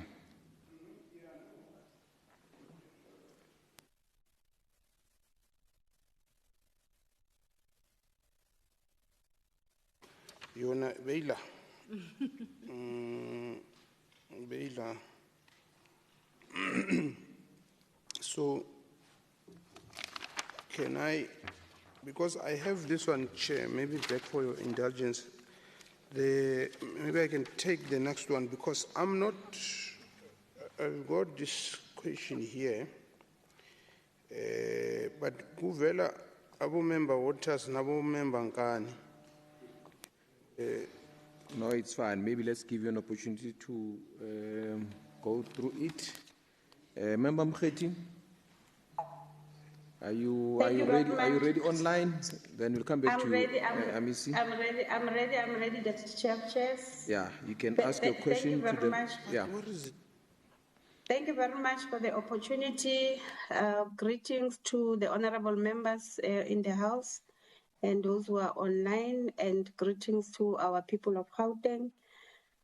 Question to the MEC for Human Settlements reads as follows. Regarding informal settlements upgrading, can the MEC, one, provide an update on the prevalence of illegal land occupation and land invasions across Gauteng, including the district most affected? And two, what measures and enforcement mechanisms has the department implemented to prevent and respond to illegal land occupation, unlawful and sales, and fraudulent housing applications? And lastly, which is question 3, how is the department ensuring that communities are aware of reporting channels and that the reported cases of corruption or illegal activity are effectively investigated and acted upon? Thank you very much, Deputy Chair of Chairs. MEC Dara. Thanks very much, Chair of Chairs, and thank you to Member Mokgethi for the question. The response is as follows for the first part.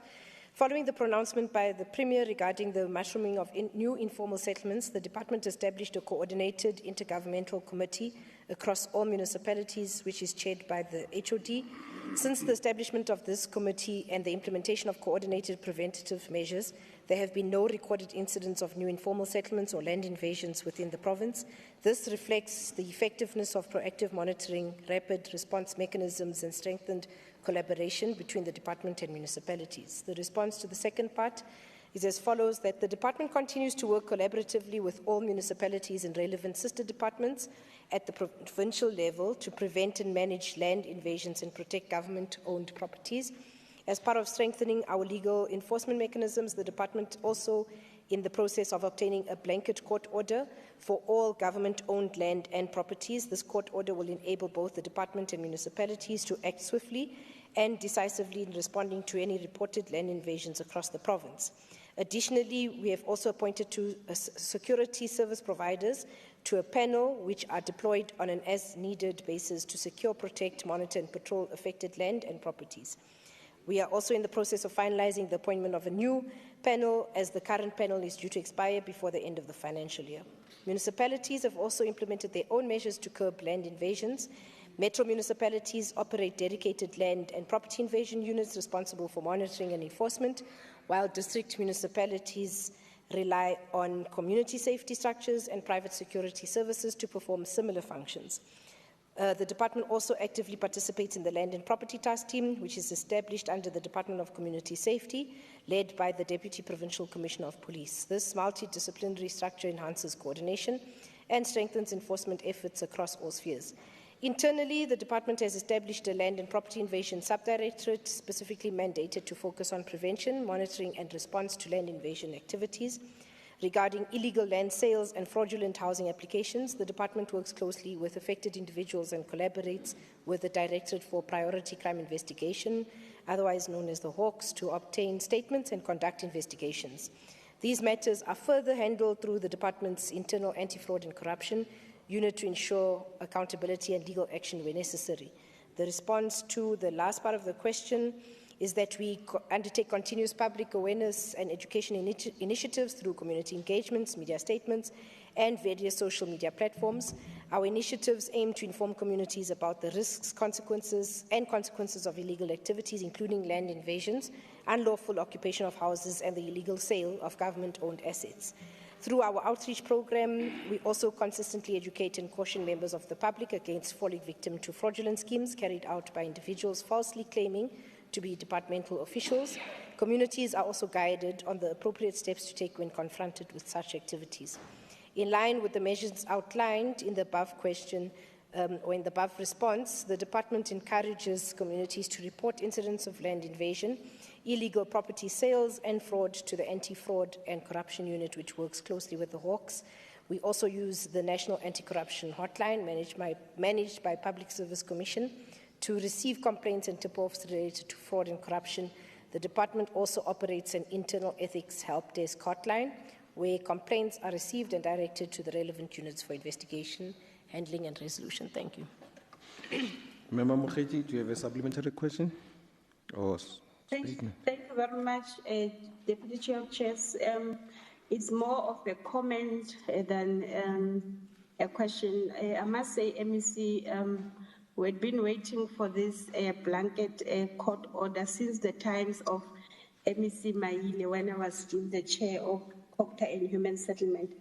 And I hope that finally we will be able to the department to get it so that we can be able to deal with these land invasions, because, you know, it's a problem across the province, because once people are, I think MEC, you were with us last week here in Gogosi, where it is creating a problem for the municipality to provide services in the areas where our communities would invade the land. But thank you very much, MEC, for the response. Thanks. Back to you, Chair. Thank you. MEC, covered? Okay, we'll go back to MEC Maile. Yeah, you can respond to Member Klebera. Yeah, no, thanks. I will be quick. The questions, the answers, detailed answers will be provided to the honorable member. Let me start by thanking you for the question, and thanks for the opportunity, Deputy Chair of Chairs. The answer to the first question is that the department implemented the following programs. Firstly, the industry support program. I will not give details there in terms of what it does. That information will be in the answer. The second is the Arts in Public Spaces program. I will also not give details there. The Market Access Initiatives program, which the question will explain what is it meant for. In terms of response to question 2, Arts and Culture Grant in Aid supported 22 organizations to the amount of 2.1 million plus. Sports and Recreation Grant in Aid 41 organizations to the amount of 3 million. And answer to number 4, digital music program platforms, capacity building and uploading program for up-and-coming musicians. It's one of the programs. The second one is the incubation programs. The third one is the technical art skills development programs. And the answers are detailed, as I've said, to explain. And the answer to the next question is that the department supported 21 cultural and creative events across Gauteng at the cost of 22 million rands. And then there's many other details there to explain those ones, which we will provide to the honorable member. Thank you very much, Chair. Any supplementary question, Member Klebere? No, thank you, MEC, for the response. Maybe I should just mention that the concern is not just about listing programs or amounts that are spent. The real issue is whether this intervention are making a meaningful intervention in the lives of the artists and the cultural practitioners on the ground. So it was really just a concern. Thank you very much. MEC, I guess you note the comment. Yeah, okay. We'll go back to Member Engelbrecht for the questions to the MEC for Agriculture and Rural Development. Question ARD 004. Yeah, just be elaborate. Yeah, you can ask the question. Good afternoon. MEC, with regards to FMD disease, could you please indicate, firstly, why has the department not created a daily public dashboard showing the FMD disease outbreaks? Secondly, will the department provide data on infected animals, vaccinated animals, and vaccine availability per municipality? Thirdly, where is the Provincial Command Centre for managing this disaster? Fourthly, has a joint operations centre been set up to coordinate the response? And lastly, if no command centre exists, why has Gauteng not implemented a proper disaster response structure? I thank you. MEC Ramokgopa, I'm told that you are online. You can respond to the question. Well, I've just been given an indication that she's here by the table here. Okay, oh, I've been misled. Why Limbaisis? Okay, it's fine. Sorry, Member Engel, I was given an indication that she was online, ready to take a question. That's why I went to you. Who's asking a question on behalf of? So I see, this question is for you, MEC Maile, for Member Mhlongo. Who's asking the question? Okay, Member Sasilinyane, please ask the question, read the question. Thank you very much, Chair, Deputy Chair of Chairs. MEC, noting the province has recorded a strong metric result in the recent years, what key interventions were implemented by the department to support learner performance in 2025 academic year? 2, how many schools achieved a pass rate below 70% in the 2025 National Senior Certificate Examination? And 3, what targeted interventions are being implemented in the underperforming schools? And lastly, what programs exist to improve the bachelor pass rate across the province? Thank you. MEC. Thank you very much, Honourable Member, for the question, and thanks, Deputy Chair of Chairs. The answer to question 1 is that the department implemented a comprehensive and multi-layered academic support program aimed at improving learner performance across grade 10 to 12. And these interventions included, but were not limited to, the following lot of things. There's a lot of things that are said there, which I would want to present as read, and then we'll provide that. And those things include things like centralized moderation, early commencement of grade 12 secondary program, prioritized support. It's a lot of things, Chair. So for the sake of time, so that we are able to get other colleagues to also ask questions, I will just present those. On question 2, it's a total of 20 schools achieved a pass rate below 70% in the 2025 National Senior Certificate Examinations.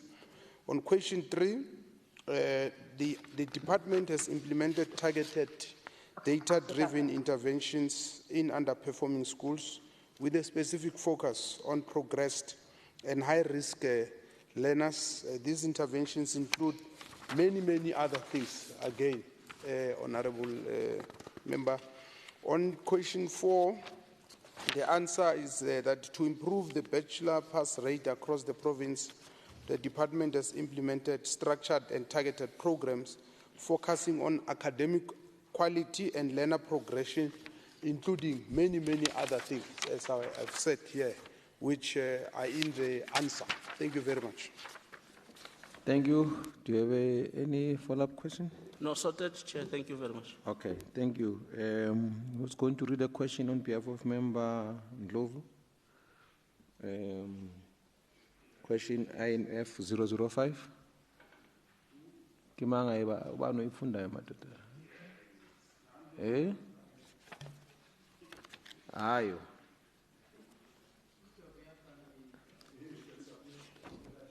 Refete. Okay, let's go to.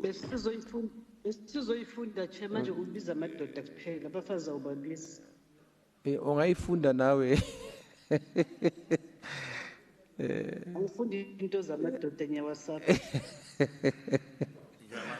You can ask it. Yeah, please read it, Member Advocate Litswalo. A few months ago, is it the same one? Yes. MEC Mama Bolo briefed the media highlighting the impact of the newly established DID multidisciplinary infrastructure, a team. The work of this team has been commendable to date, and it includes crisscrossing Gauteng and doing oversight visits to some of these construction works currently being built or concluded. Fast forward to the question, can the MEC for Department of Infrastructure Development and Property Management answer the following? Number one, does Gauteng still have a classroom built on asbestos material?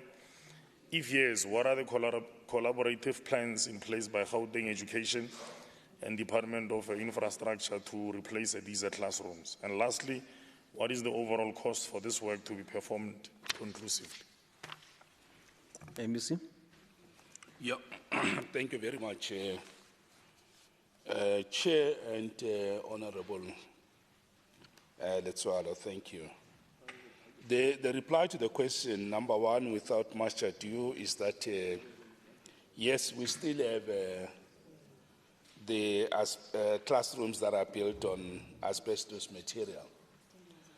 And number two, I just want to say that there's a list of these schools that we provide, quite a huge number, going almost to 25 of them, and some of them are at different stages of delivery. Some are active currently as projects, some on hold, and mainly due to funding challenges. This includes new replacement schools, upgrades and additions, rehabilitations and renovations. Now, let me also indicate that both departments of DID and GDE are engaged in a structured and coordinated program to deal with this matter. But I also want to say to you that just last week we had an engagement with MEC Maide, and we have also agreed to have further discussions next week. And to that extent, I would like to ask Honorable Letsoalo that we give these engagements an opportunity, because there are those areas of funding unfunded, and we might have to look into how do we move forward. So I didn't want to preempt the engagements that we are having with the department. And that also goes for the next question about the total amount, the cost to this. So there will be discussions and engagements. And I want to plead that we give that a fair chance. Thank you. Member Sasedinyane, you want to read your question to the MEC Finance? Thank you, Deputy Chair of Chairs. Noting the councillors and officials in the Gauteng owes municipality a combined 165.7 million in an unpaid account for unpaid service fees, rates and taxes, according to the State of Gauteng Municipal Finance Report for 2025-2026 financial year. Can the MEC of Finance outline the strategy or plan on how the money owed by councillors and officials will be recovered? 2, what timeframes does the department have in place for recovering the money owed by both officials and councillors? 3, are there any measures in place to punish those councillors and officials who owe municipality money for rates and taxes? And lastly, what impact does this debt by councillors and officials have on the ability of municipality to provide effective service delivery? Thank you very much. Is the MEC online? Or is any of the MEC going to read the answers on his behalf? Yes. The MEC, are you online? Okay, you can answer to the question, MEC Tunga.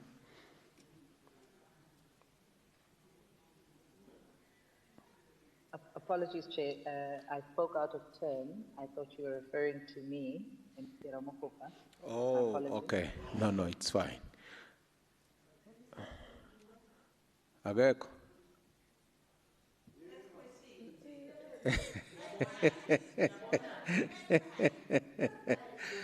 You can't answer that question. Okay, we will pass. We will pass and then we'll go back to.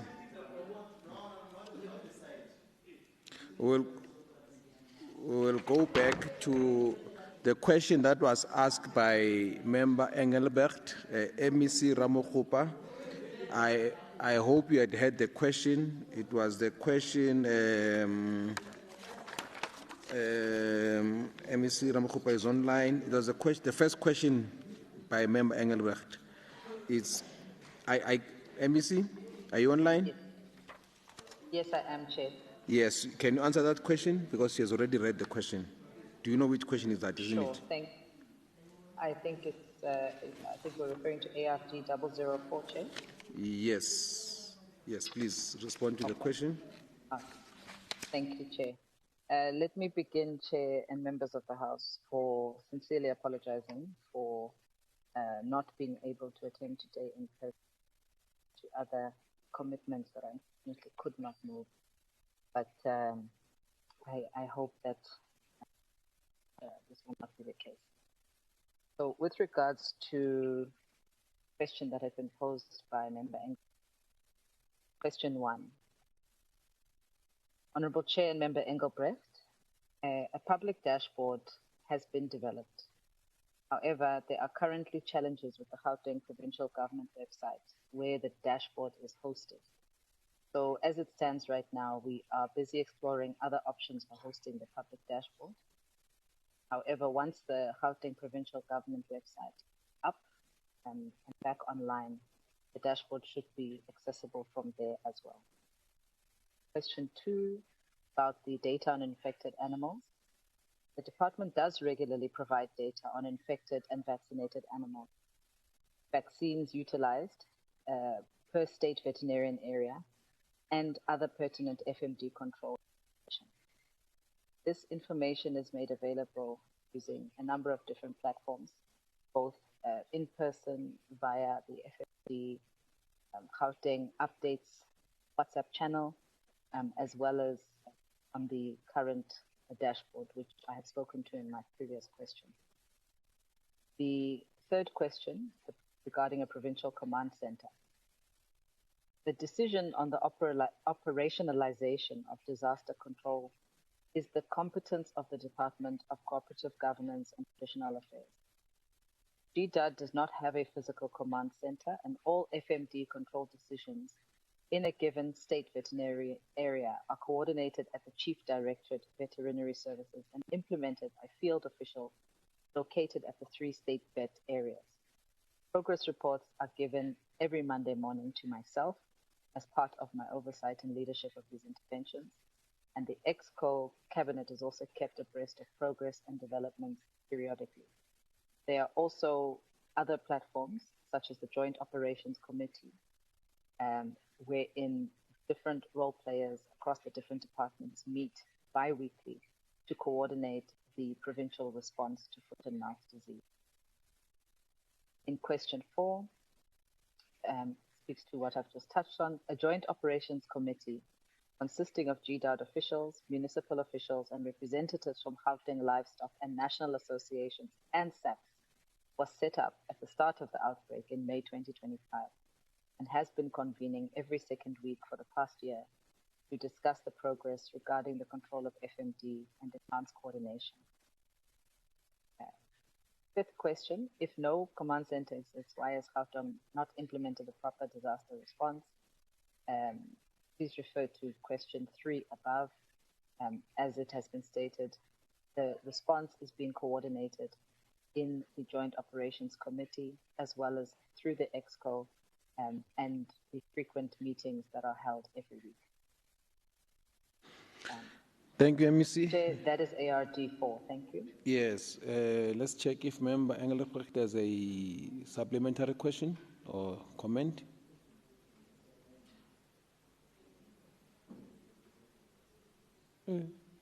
Now the buttons are refusing to work. Okay, yeah, you can use, you can use that one. Okay, it's now working. Thank you. MEC, thank you very much. You've just admitted that you became aware and you started with the operational team in May 2025. I have looked on all available channels and there are exactly 6 entries on the WhatsApp groups regarding information of the vaccinations. So Gauteng has got the second highest number of infections in the country. And for this national and provincial crisis, you want to tell me that 6 entries providing information on vaccinations is, according to you, sufficient? I would then like to suggest, MEC, not speaking to you, MEC, I'm speaking to the other MEC. Maybe you're confused. Would you like to come to GDOT? MEC, would you like to concede that I am stating, are you willing to admit that Gauteng has communicated about a campaign instead of a command and control of a national and provincial disaster? MEC Ramokgopa. I think that we are getting lost in language here, Chair.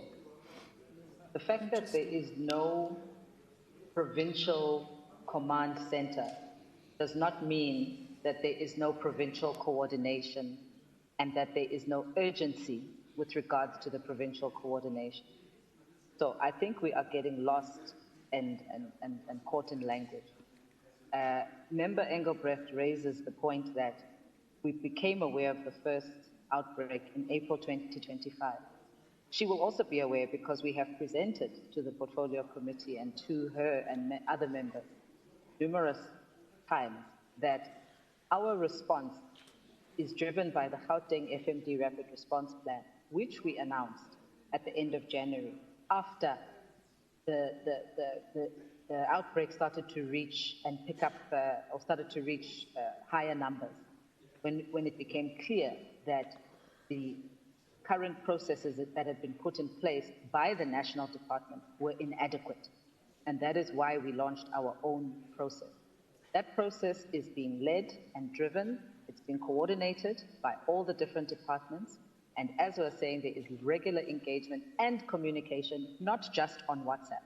I would encourage Member Engelbrecht to also use other channels, from social media to mainstream media, as well as the in-person meetings that we have been having in all the different regions of Gauteng. We are not simply communicating on one channel. Thank you. Member Engelbrecht, you can read your next question, ARD 005.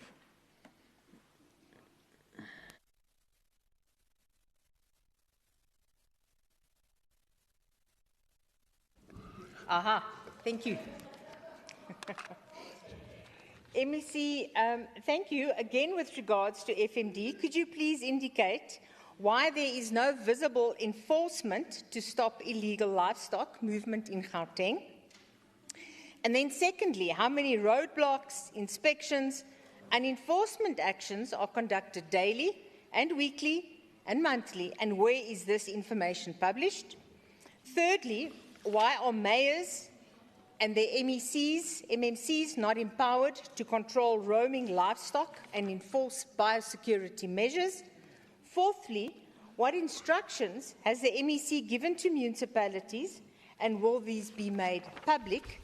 And finally, what targets has the department set to measure success, such as vaccination rates and reducing the outbreaks? Thank you.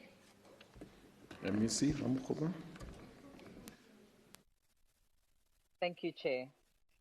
Honourable Member Engelbrecht, there have been visible enforcement in terms of joint SAPS GDOT roadblocks. These joint operations started in March this year, as well as the routine weekly inspections at livestock auction facilities in the province. Regarding the second question, how many roadblocks and inspections, there's a list provided, which I will read shortly. But it's important to note that GDOT does not have the authority to independently mount roadblocks without the involvement of SAPS, Gauteng Traffic Police, and Municipal Police. It is on that basis that we then have to coordinate with these different entities.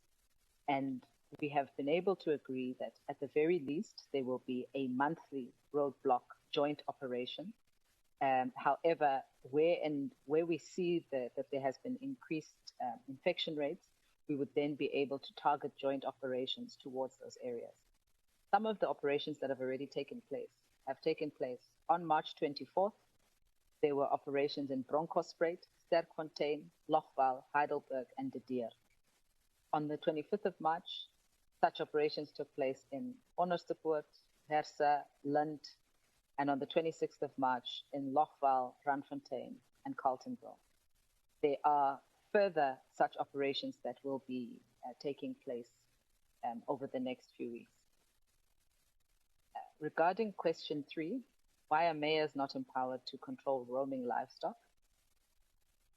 Member Engelbrecht, municipal mayors are more than empowered to implement their own bylaws. For example, the implementation of bylaws prohibiting the keeping of animals or livestock in residential areas is what contributes to biosecurity and prevents the transmission of animals.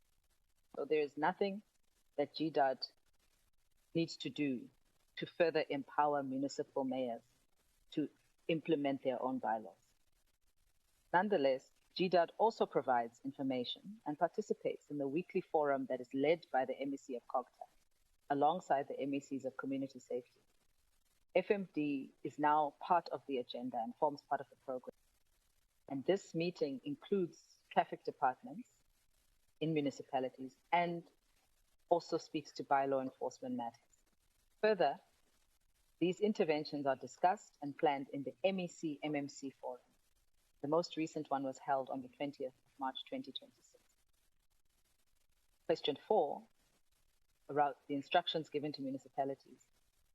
My response, Chair, is that coordination between GDAD and municipalities is done through the Intergovernmental Relations Forum. Again, GDAD does not have enforcement power as it pertains to compliance of municipal bylaws, but we do play a coordination role in terms of ensuring that we give information, timely information and accurate information to the municipalities, and we convene meetings and forums wherein we can coordinate the activities of different players.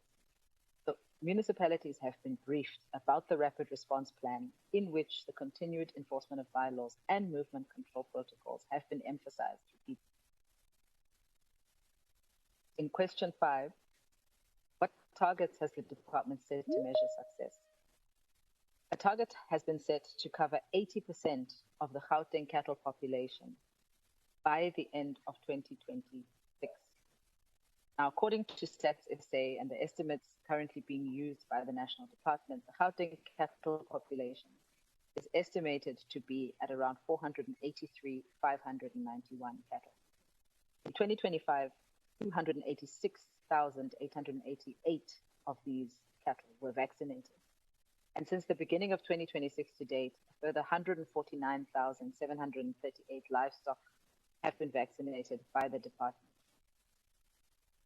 Success is also measured by the number of outbreaks reported per week, which has shown a steady decline with no outbreaks reported during the last 2 weeks of April 2026.